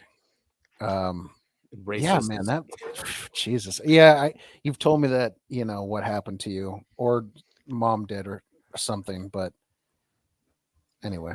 What's this story? You sent this Yeah, to me. It was the okay, first time I heard sent of it too. And okay, so in 1994, Gloria Ramirez was brought to the emergency room at Riverside General Hospital. While treating her, several hospital staff members suddenly became ill with symptoms like fainting, nausea, and muscle spasms. And then there's a whole thing Oh, here. yeah. Basically, nurse reported a garlic-like odor coming from Ramirez's body. Several people, doctors and nurses, became dizzy and nauseous. Some got lightheaded, and they got a metallic taste in their mouth, which is usually blood. Hazmat was called in, and they found that her Ramirez, the body that was brought in, was highly toxic. Her blood was highly toxic. Her blood had an unusual chemical composition, and her veins was filled with a strange oily substance that was later identified as dimethyl sulfoxide, DMSO. Anyway, Ramirez died a few hours after being admitted, and it's still kind of a big mystery. Several theories have been proposed over the years to explain the strange chemical composition of Ramirez's blood. One theory suggests that the DSMO was in her blood due to a result of her cancer treatments. And then one of the other theories I saw in here was that there was a meth lab in the hospital, but I think that is way too outside the realm of possibility. In the hospital, I mean, do they use that? The sulfur component gives it. So there's that sulfur smell again. Isn't sulfur usually with like the grays and like even Bigfoot, like they Yes. sulfur smell? And sulfur is like rotten eggs, right? Isn't that what sulfur Yes. smells like? Yeah. Yeah. Um, That's really bizarre. yeah, I mean, it is really weird. There's also, I think it's a creepypasta. I don't think it's real. There's a similar story to this where a body was brought in, and basically the body just killed a bunch of people in the hospital. Not because it was like there was something Right, wrong. right. Yeah, yeah. There was Not like the some body disease. got up and started eating people's faces. I wonder if it's a bacterial thing, but yeah, I mean, So they're sure it's DMSO that did this. I'm trying to right? remember. Well, never mind. I'm not going to say what I do for a living. All right, so moving on, we Yeah, still have let's to move deal on. with the whole Palestine-Israel thing. You know, we've left. Oh, good. Let's get the podcast canceled. Well, here's a great clip from Dave Smith and Laura Loomer, both Jews, by the way. But Dave Smith is a libertarian. Laura Loomer, everyone knows who she is. She's ultra Zionist, and Dave Smith is a libertarian. But it's a good conversation here. Really quick clip. I thought it would be good to see, both sides of the argument here. People need to understand, right, that these are not people trapped in some open air prison. Okay, these are people who elected an Islamic terrorist organization to represent them. There are active polling measures taking place this week by Palestinian media, these are Muslim organizations that are conducting polls that show that over 58% of the Palestinian population would elect Ismail Haniyeh, the leader of Hamas, even after watching all the havoc that Hamas has brought, right? And I'm not saying that there aren't innocent people. There are innocent people. But at what point in time do the Palestinian people, right, if they want to claim to be innocent civilians, at what point do they have a responsibility to restore or kind of get rid of the status quo?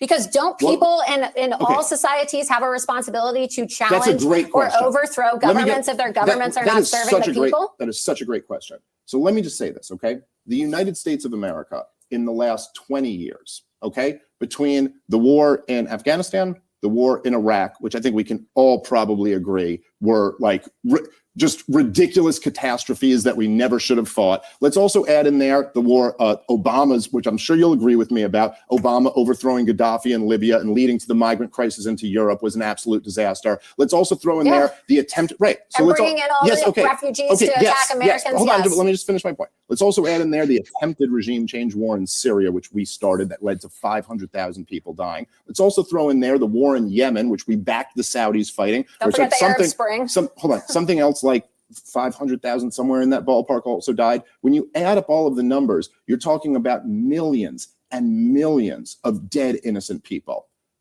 What responsibility do you have? What responsibility do I have? What responsibility do you have? Are we fair targets now to be murdered because we haven't overthrown the status quo, as you just said? Why is it that we as Americans get to hold these standards against other nations, which we would never dream of imposing on ourselves? The question is always asked, what's Israel supposed to do? Don't they have a right to defend themselves? Do all of these countries that we've slaughtered innocent people in, do they have a right to defend themselves? Do they have a right to come over here and kill innocent civilians?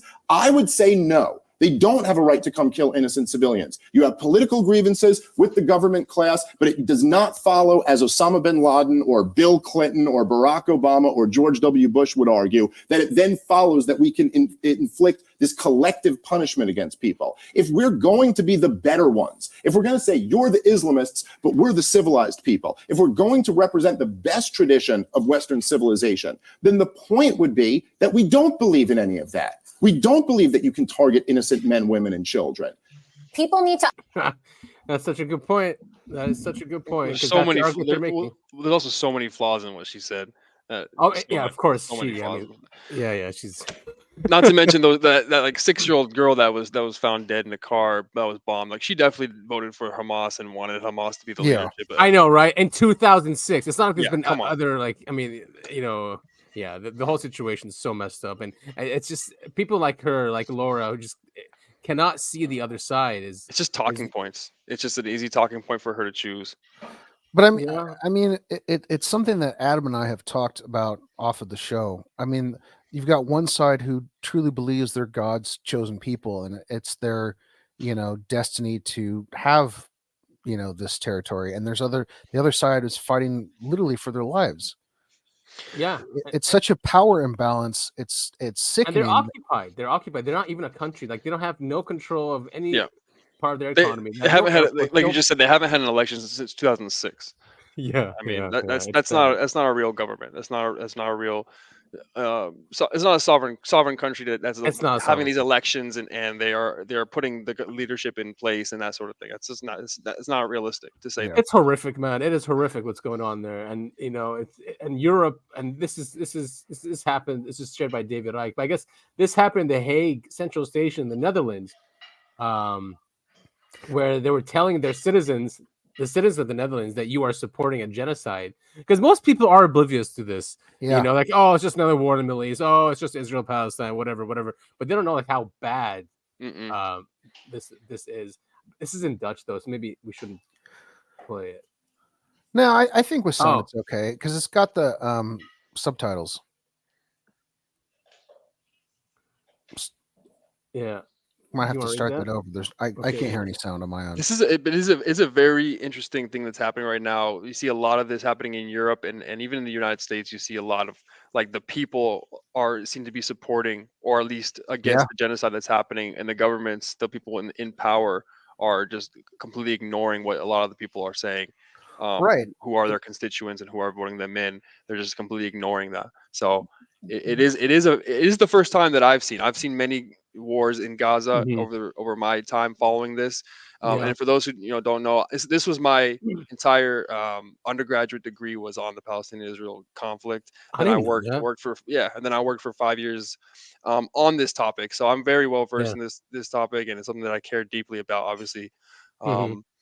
for other reasons as well. So this is something that's very interesting. But this year, in this specific war, I think is the first time that I've seen a lot of people in the population who are very supportive of the Palestinian right for a country, for sovereignty, and the resistance to the brutality that's happening to them. I think a lot of it has to do with social media too, man, and it's I wrong, agree. right? Yeah, But exactly. it's But you're getting firsthand accounts now from Gazans there who are posting what's happening to them, and people are seeing this, and Yeah. it's like, how can this be? Exactly, and there's Yeah. is independent journalists, even though they're killing all these journalists in Gaza, but there's independent journalists here who are also even Israelis, Finkelstein, although they call him a self-hating Jew, but Finkelstein, that he's been out there saying there's nothing worse than this. What's Yeah. going on? This you can't compare it even to Dresden in World War II. He goes, and these are impoverished people. And Topher shared this with me, and this doesn't help. Stuff like this, like dancing videos, and I just wanted to go back really quick. Mika said something earlier. The politicians aren't going. Largely the people, are rightfully supporting the Palestinians, but our politicians aren't. When you Right. dig a little bit It's a deeper into disconnect. that and you see who is paying the politicians, who their support groups are, it becomes very obvious as to why their decision making goes against what the people want, and it's sad that that's what our government has come to. It's Yeah. And horrifying.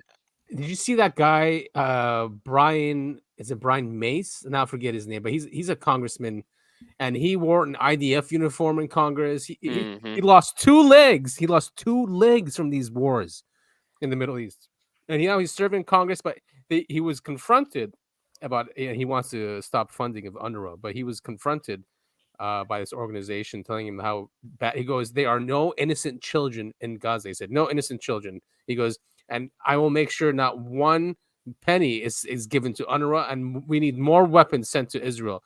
And just when you look at this guy, him saying that, like, it's just Crazy. And just billions and billions and billions of our tax money are going to fund this as well. right. Yeah. And weapons. Here you go. You do it. So but this doesn't help them, right? I mean, this, no, it does not. This is so stuff like this. Yeah,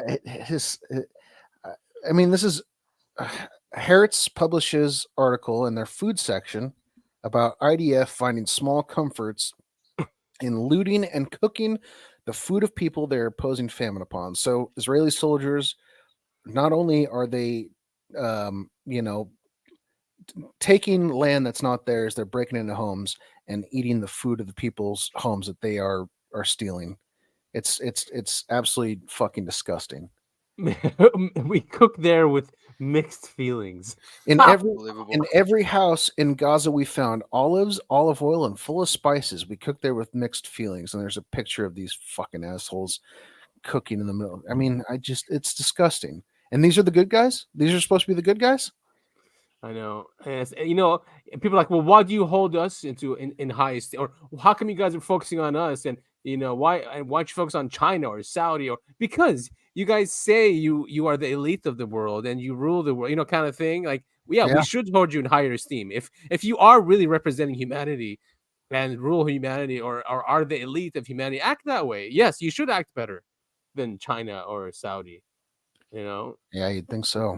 At least that's my reasoning. Because they say it's anti-Semitic for you just focus on Israel. Why don't you focus on other countries that are doing bad things? Yeah, how did they lock that one down? Everything, any criticism of Israel is anti-Semitic. Yeah, it's power dynamics. It's just ridiculous. And she's on the Daily Wire, right? And I'm so surprised that they haven't kicked her off yet. Candace Owens.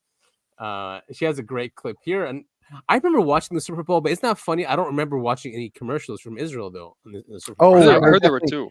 There was a big one that I only tuned in for the Super Bowl for a little bit, and it was Stop Jewish Hate. I must have not been paying attention. So here's and real quick before you hit play. I mean, personally, like, if you look at this from an actual, like, a real standpoint of this is not a religion. This is not religion. This is not a religious. No, it's not. There are and you were just mentioning a few, but there are plenty of Jewish voices who are very powerful, who are speaking out against Israel.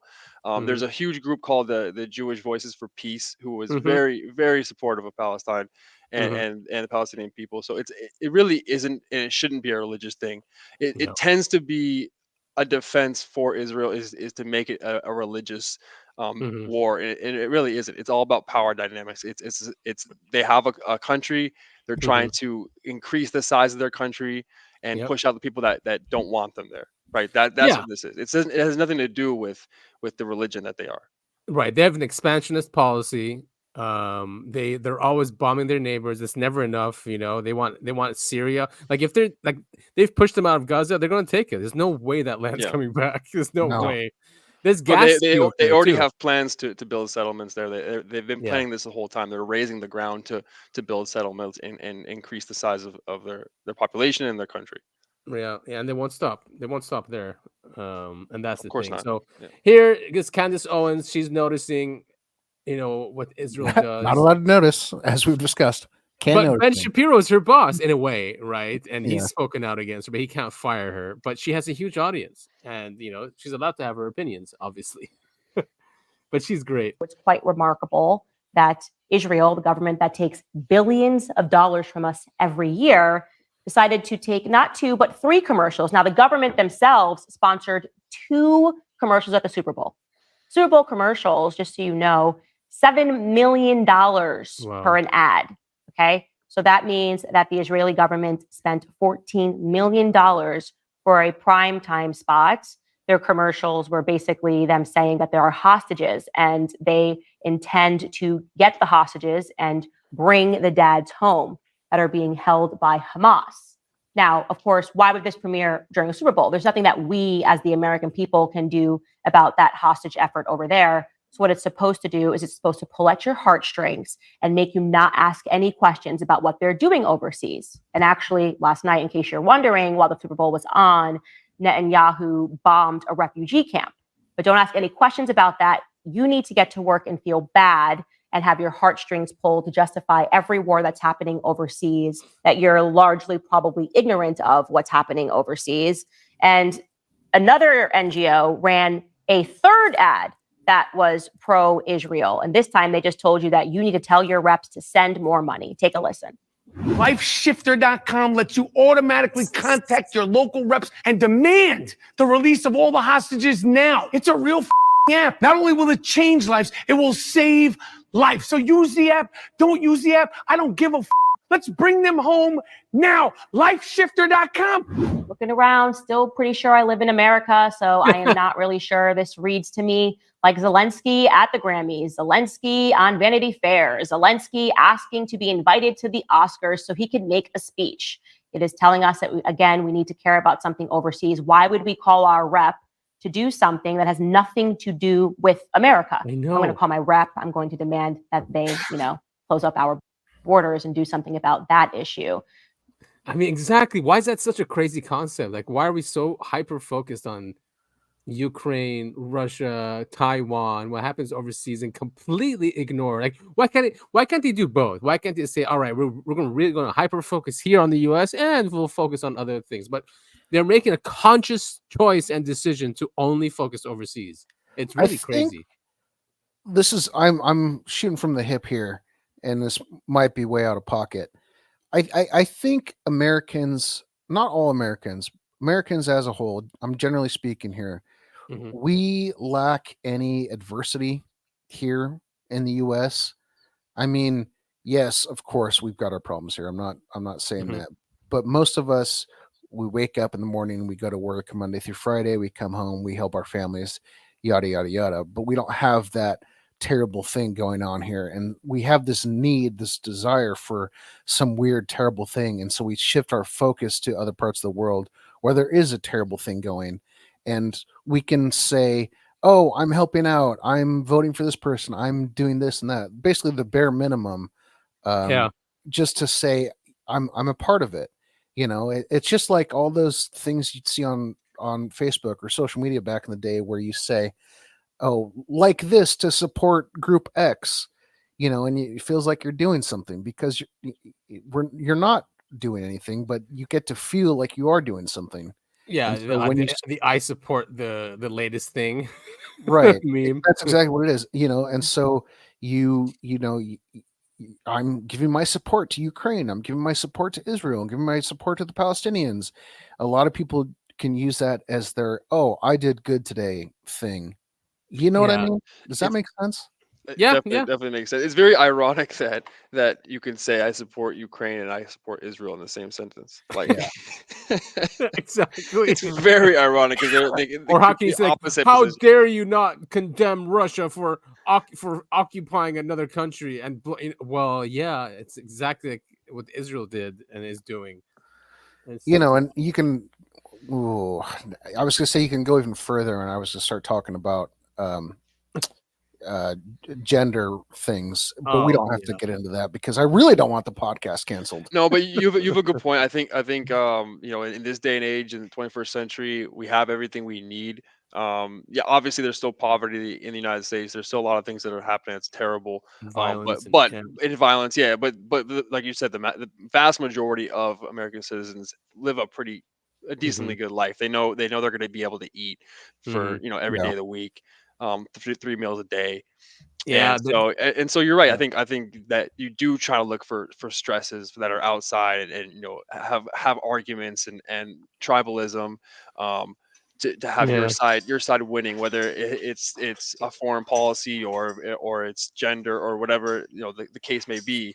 It seems to be these issues that other countries, and speaking from firsthand, like living in another country, that you just don't see because it's just not. I guess that makes sense. And the theme that both of them have is like protecting Western civilization, right? I mean, the whole Russia thing, you're protecting Western civilization from Russia, or not Western civilization, like the West, Western Europe, and then because he might invade. Same thing with Israel, is that we're protecting Western values in Israel against these barbarians. Meanwhile, you're seeing Americans who are also Palestinians or Americans living in Gaza who are being killed, and there's absolutely nothing happening, and no one's up in arms about actual Americans who are being killed by this. Yeah, of course not. Yeah, they don't represent. Sad state of affairs, man. It is. I don't know how important this is, but he sent me this. Like, let's bring this closer to home. Yeah. State reports first known fatal case of Alaska pox. So it is election year. We're gearing up for COVID 2.0. Everyone's looking for whatever the next big thing is going to be. In this case, it's Alaska pox. State health officials this week reported the first known fatal case of Alaska pox in an immunocompromised Kenai Peninsula man who was undergoing treatment in Anchorage when he died in late January. One guy. Health officials say the recently discovered species of the double-stranded DNA virus, first identified in Alaska in 2015, comes from the same genus as smallpox, monkeypox, and cowpox. It occurs mostly in small animals like voles and shrews. Does Anyway, anything else come from this? I haven't heard anything else. I haven't seen anything else of the. I think I started off the top of the show saying humans are badass. We do find really creative ways to die, though. We do. When it comes to destruction, there's nothing better than us. So ICANN, which is the organization that sues the government for, especially with COVID, they were good for like FOIA on the COVID vaccine and other vaccines. They're pretty good that way. Mhm. So they've uncovered a potential next level threat: inhalable, self-spreading vaccines that spread like a virus. Yeah, so if you didn't get the vax, look out. They're gonna cough on you. Right. Yeah, exactly. You have no choice anymore. It goes, although this may sound like science fiction, it is far from it. 2 companies involved in this research have received millions of dollars from the federal government. A study using this technology, which is the inhalable mRNA on hamsters, has already been completed, and a phase 1 trial on humans is in the works. God. ICANN's attorneys have already sent legal demands to all government agencies. So it's in the Prevent Pandemics Act. Oh boy. This is Yeah. terrifying. Isn't it? Like you have no choice. This is one of those things where someone at face value will look at it and go, "Oh, they're trying to help us," but you don't understand how much of a slippery slope that is. Because who knows what they put next into a breathable "quote unquote" vaccine. Yeah, I And mean, just look at all the problems that came from these vaccines that they were unable to test because they were trying to rush them out. Yeah. And how many issues have arisen from those. So And is it it's a coincidence that the 30% of the population said no, hell no, they're not taking them, but then they're like, okay, fine, let's just come up with an inhalable one and just force everyone, force everyone to get them. It's crazy stuff, man. I don't know. He goes, yeah. Go ahead. I was going to say, so how safe are these inhalable therapies? What could possibly go wrong with a man-made parasite designed to self-replicate in your cells and to transmit without anyone's knowledge or consent? Your guess is as good as ours, but we'd prefer not to find out. So yeah, exactly. they're foying DARPA, DOI, NAVN, all of them, just to figure out what's going on with this. So disturbing. Like it's like we're in a war, I mean, I know there's always a war between freedom and tyranny, but like it's like they're getting way more evil. They're getting bolder and bolder.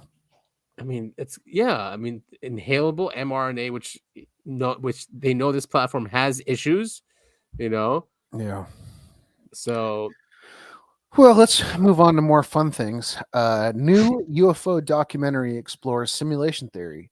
Is life a computer game controlled by aliens? Yeah, I didn't watch this documentary. I'd like to see it though.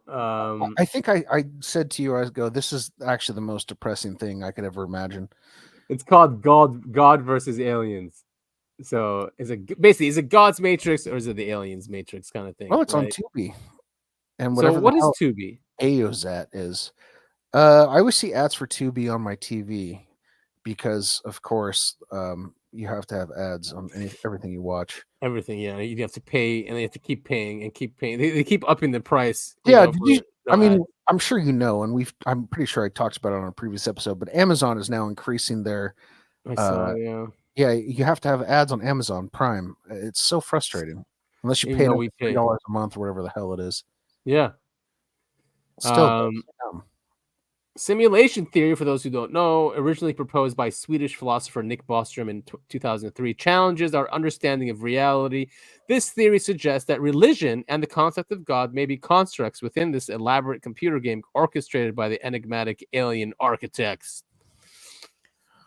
I mean, I would play a video game called God versus Aliens. I don't want that to be my reality, though. I guess The Sims is kind of that, no? Yeah.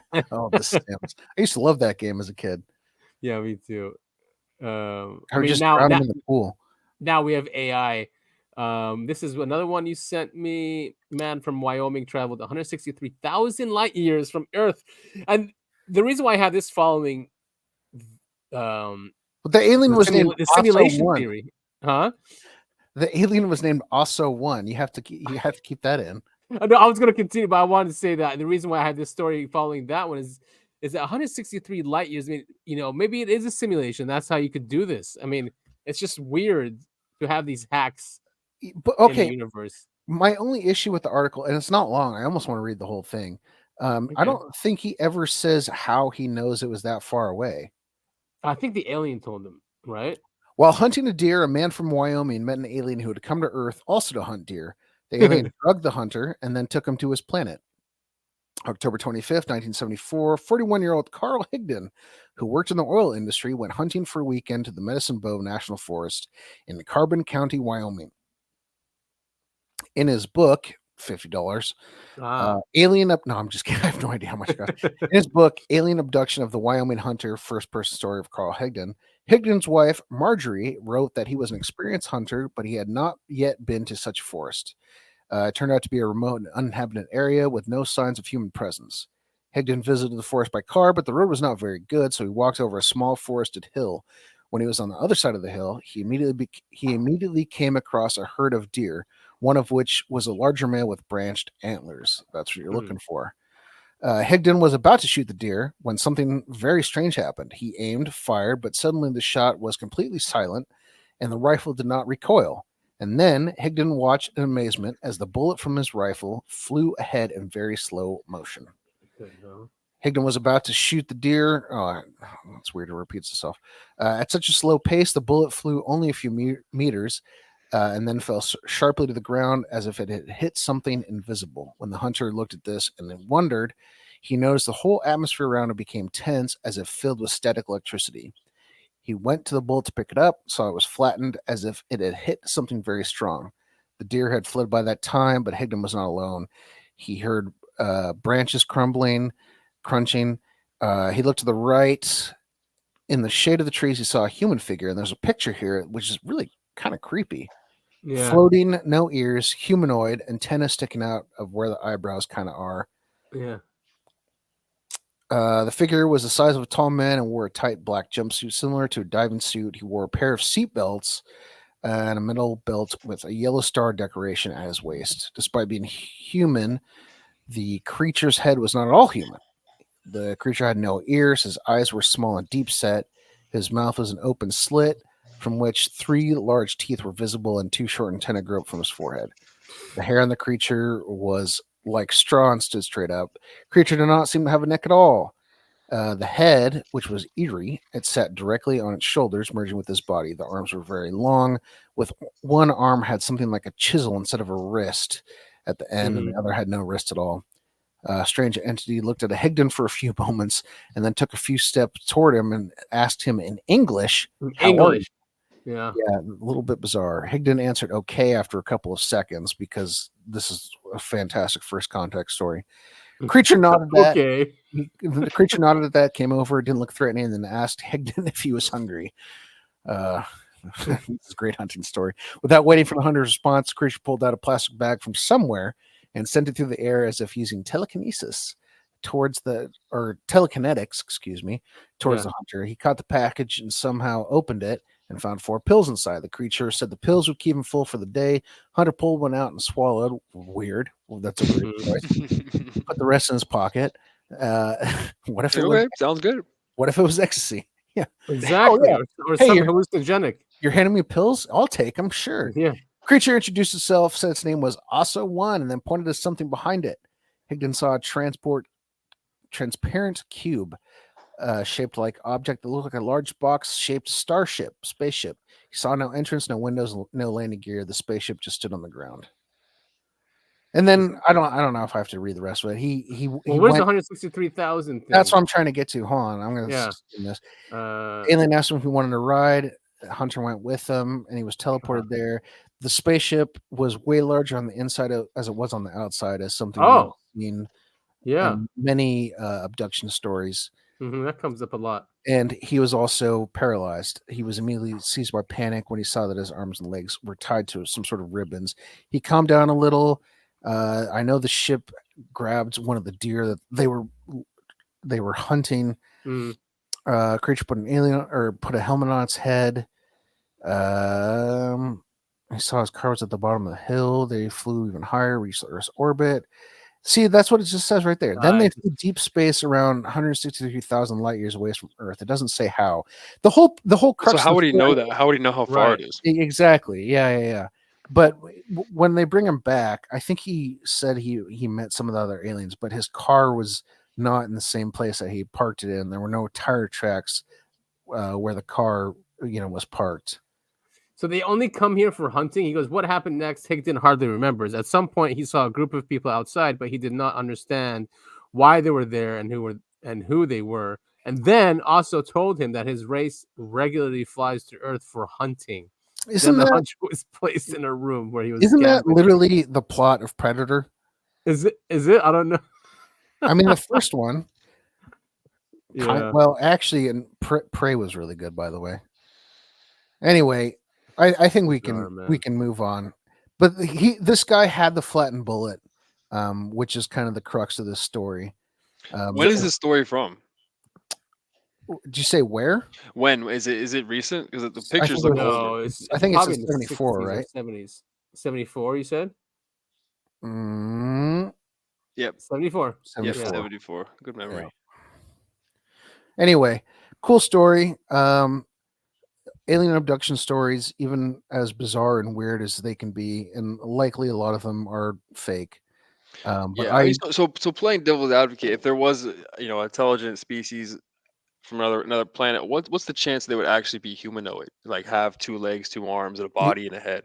yeah, and Yeah, a lot of people ask that. I mean, that's something we've talked about I before. mean, if you There's the if you go theory into that fractals, if you it's go the into these most- things, well, and there's the scientific theory that is the most efficient way a being can be. 2 legs.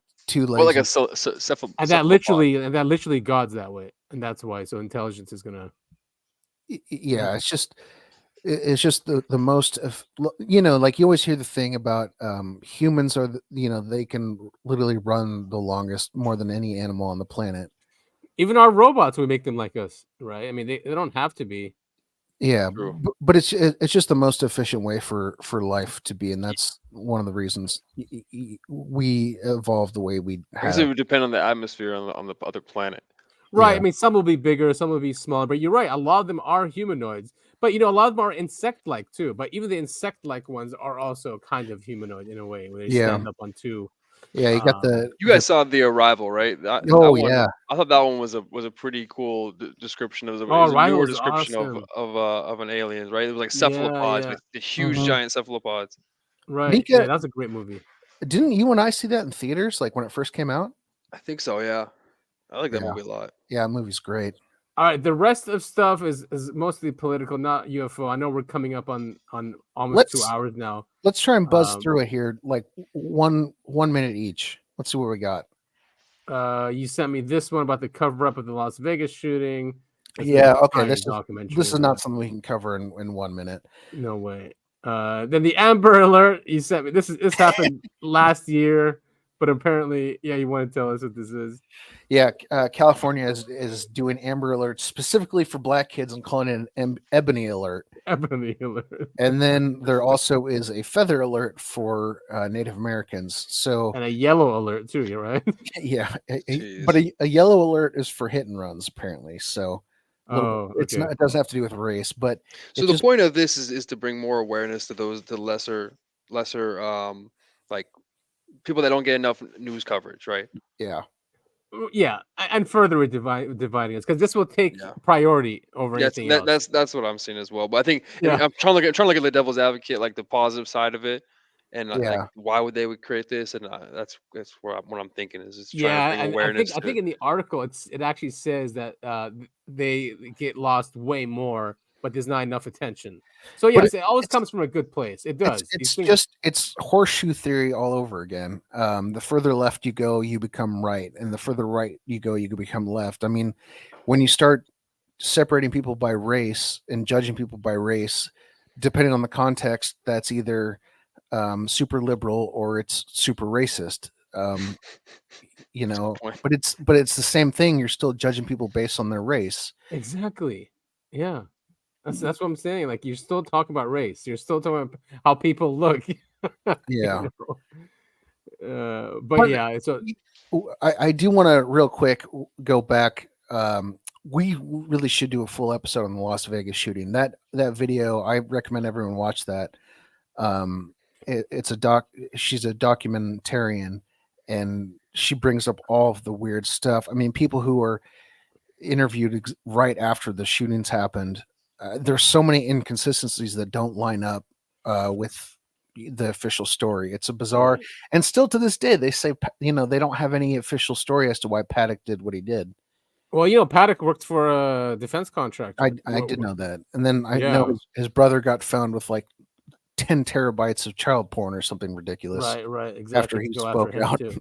Yeah. And it was a company before Lockheed Martin, so he was the CFO.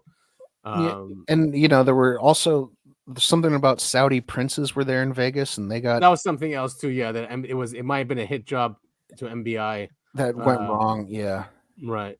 Or was it Prince Waleed? Sorry, Prince Waleed was there, and MBI wanted to get it. But yeah, I don't know if the national security state would be, you know, doing what it did. It's very weird. And speaking of the national security state, this is another great interview Tucker has done with Mike Benz, basically saying that, you know, all the laws or our entire history of the national security state of going against foreigners like the CIA, the NSA, all those people, right? For the first time, we took all those tools and turned it to the U.S. population and started censoring. So it's a longer clip, but there's a good summary in the beginning of basically what what's going on, and it's serious. You know, they're trying to find loopholes in how to spy on the U.S. population, which is extremely illegal, which we were told would never happen, right? Especially when we passed the Patriot Act and FISA. So all of this now is being used against the American population. Did Tucker meet? Did he meet with? Oh shoot, what's the guy's name? The hacker who worked for the NSA. Oh, Benny, Snowden. You're talking about Snowden, right? Snowden, yeah, Snowden. Did he meet with Snowden? I don't think so. No, that would have been a really good Bill opportunity. Binney's a good one too. Binney actually got himself immunity before even going to court. He's a genius. He was taking a shower at 6 a.m. They came after him with guns in the bathroom. He's like, "What are you guys doing?" Because he was gonna blow the whistle on what the NSA was doing. Apparently, he's the one who built the program. He programmed the program to spy, you know, using the internet to spy. But then he blew the whistle, saying that they're using it against American people. So it's just so corrupt, man. The whole system is so corrupt. But this is a great interview. We can today listen we just want quickly to talk here. about a specific kind of Wait. censorship, and that We censorship said 1 that minute, emanates right? from the It's not enough. fabled military-industrial complex, from our defense industry and the foreign policy establishment in Washington. That's significant now because we're on the cusp of a global war, and so you can expect censorship to increase dramatically. And so with that, here is Mike Benz, Executive Director of Foundation for Freedom Online. Mike, thanks so much for joining us. And I just can't overstate to our audience how exhaustive and comprehensive your knowledge is on this topic. It's almost unbelievable. And so if you could just walk us through how the foreign policy establishment and defense contractors and DoD and just the whole cluster, the constellation of defense-related, publicly funded institutions strip from us our freedom of speech. Sure. You know, one of the easiest ways to actually start the story is really with the story of internet freedom and its switch from internet freedom to internet censorship, because free speech on the internet was an instrument of statecraft almost from the outset of the privatization of the internet in 1991. We quickly discovered through the efforts of the Defense Department, the State Department, and our intelligence services that people were using the internet to congregate on blogs and forums. And free speech was championed more than anybody by the Pentagon, the State Department, and our sort of CIA cutout NGO blob architecture as a way to support dissident groups around the world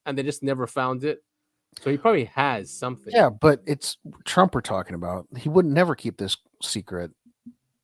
Concerned about the sources and methods that inform the U.S. They should be concerned. The story of how a team handpicked by CIA Director John Brennan relied on cooked intelligence to craft that January 6, 2017 intelligence community assessment is the subject of tomorrow's story, the last in the 3-part series. Corruption, not tradecraft, is what officials are desperate to keep secret. And they're called the missing binder. Well, unfortunately, I don't think we're ever going to know the truth behind any of this. Like everything else, you mean? Yeah. All right, so we get to the end of it, but I think we have a nice treat for everyone. Oh, do we? Yes, this one came out. But we're gonna end the show this way. So we'll play this and then we'll play the outro. So if you want, let's go ahead and we'll wrap up. Yeah. Well, all of you, thank you so much for listening to the show. We really appreciate your ears. They're such lovely ears. I want to wear them around my neck. Are you doing ASMR? Yeah, ASMR. Oh, I cut your ears off and I string them and I put them. All right, not that one. Not really good ASMR. Anyway, we do want to thank our guest Mika for joining us. It was a pleasure having you, buddy.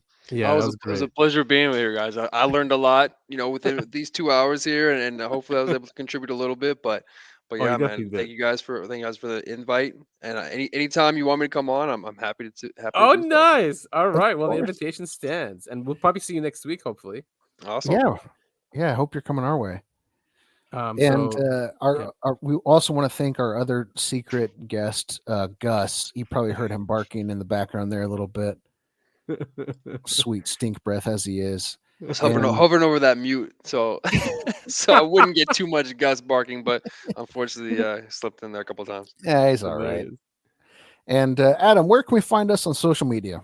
All right, so you can find us on Twitter at UAP the podcast, and we are on YouTube at Uncovering Anomalies podcast. We are on Rumble at UAP podcast. We are on all podcasting platforms. So anyone, actually, you'll find us on there at Uncovering Anomalies podcast or UAP. There's a support link at the bottom of all the show notes. Send this to Alabama, people. Yeah, exactly. Not Arkansas, though. Not Arkansas, no. Definitely not Arkansas. Screw that place. But thank you to our global audience, the US, Canada, UK, Australia, New Zealand, Israel's up there too. We have the UAE also. And Brits. It's nice to go through the list. Brits, sorry about the jokes about your teeth. Your teeth are fine. Yeah, London's supposedly a major area that listen to this show. So, but again, thank you everyone for your support. We really appreciate it. Reach out to us if you guys want us to cover anything in specific, or any feedback on the show. Really helps us a lot. Yeah, we'd love to hear your feedback. And of course, if you have been abducted by aliens or the government, if you've been black bagged by the CIA and you escaped, please hit us up and tell us your story. We'd love to hear it. Yeah, and this is a really cool rap song. It just came out today, actually, so I'm sure it's gonna blow up for sure. Gold records. Yeah, the lyrics are awesome. So let's take a listen to this. Oh, hit that loading screen.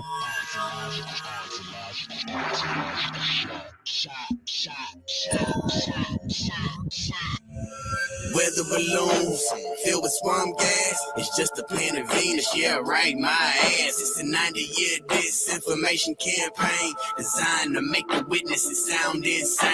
The Pentagon trying to keep the secret hush. And here come along Mr. David Rush. He's blowing the lid up off of this conspiracy.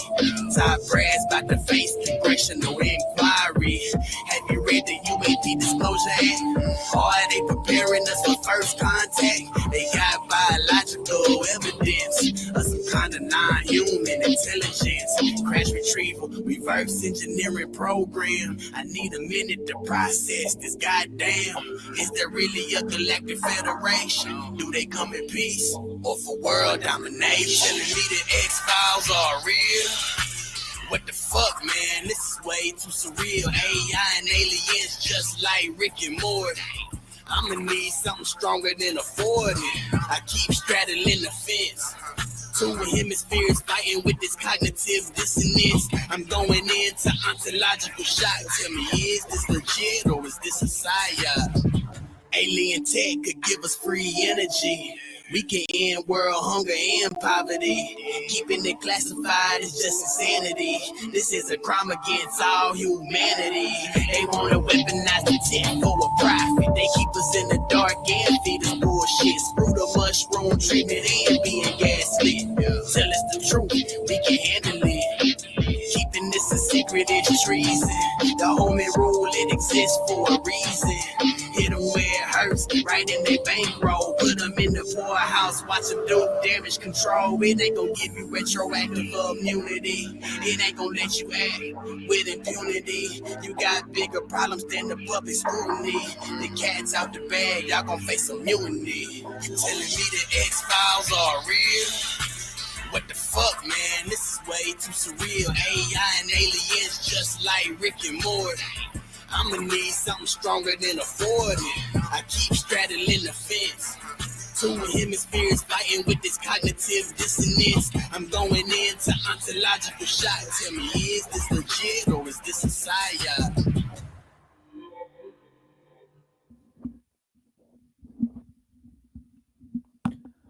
Oh, what happened to the outro?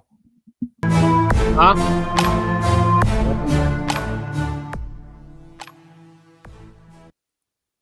We messed that one up, didn't we?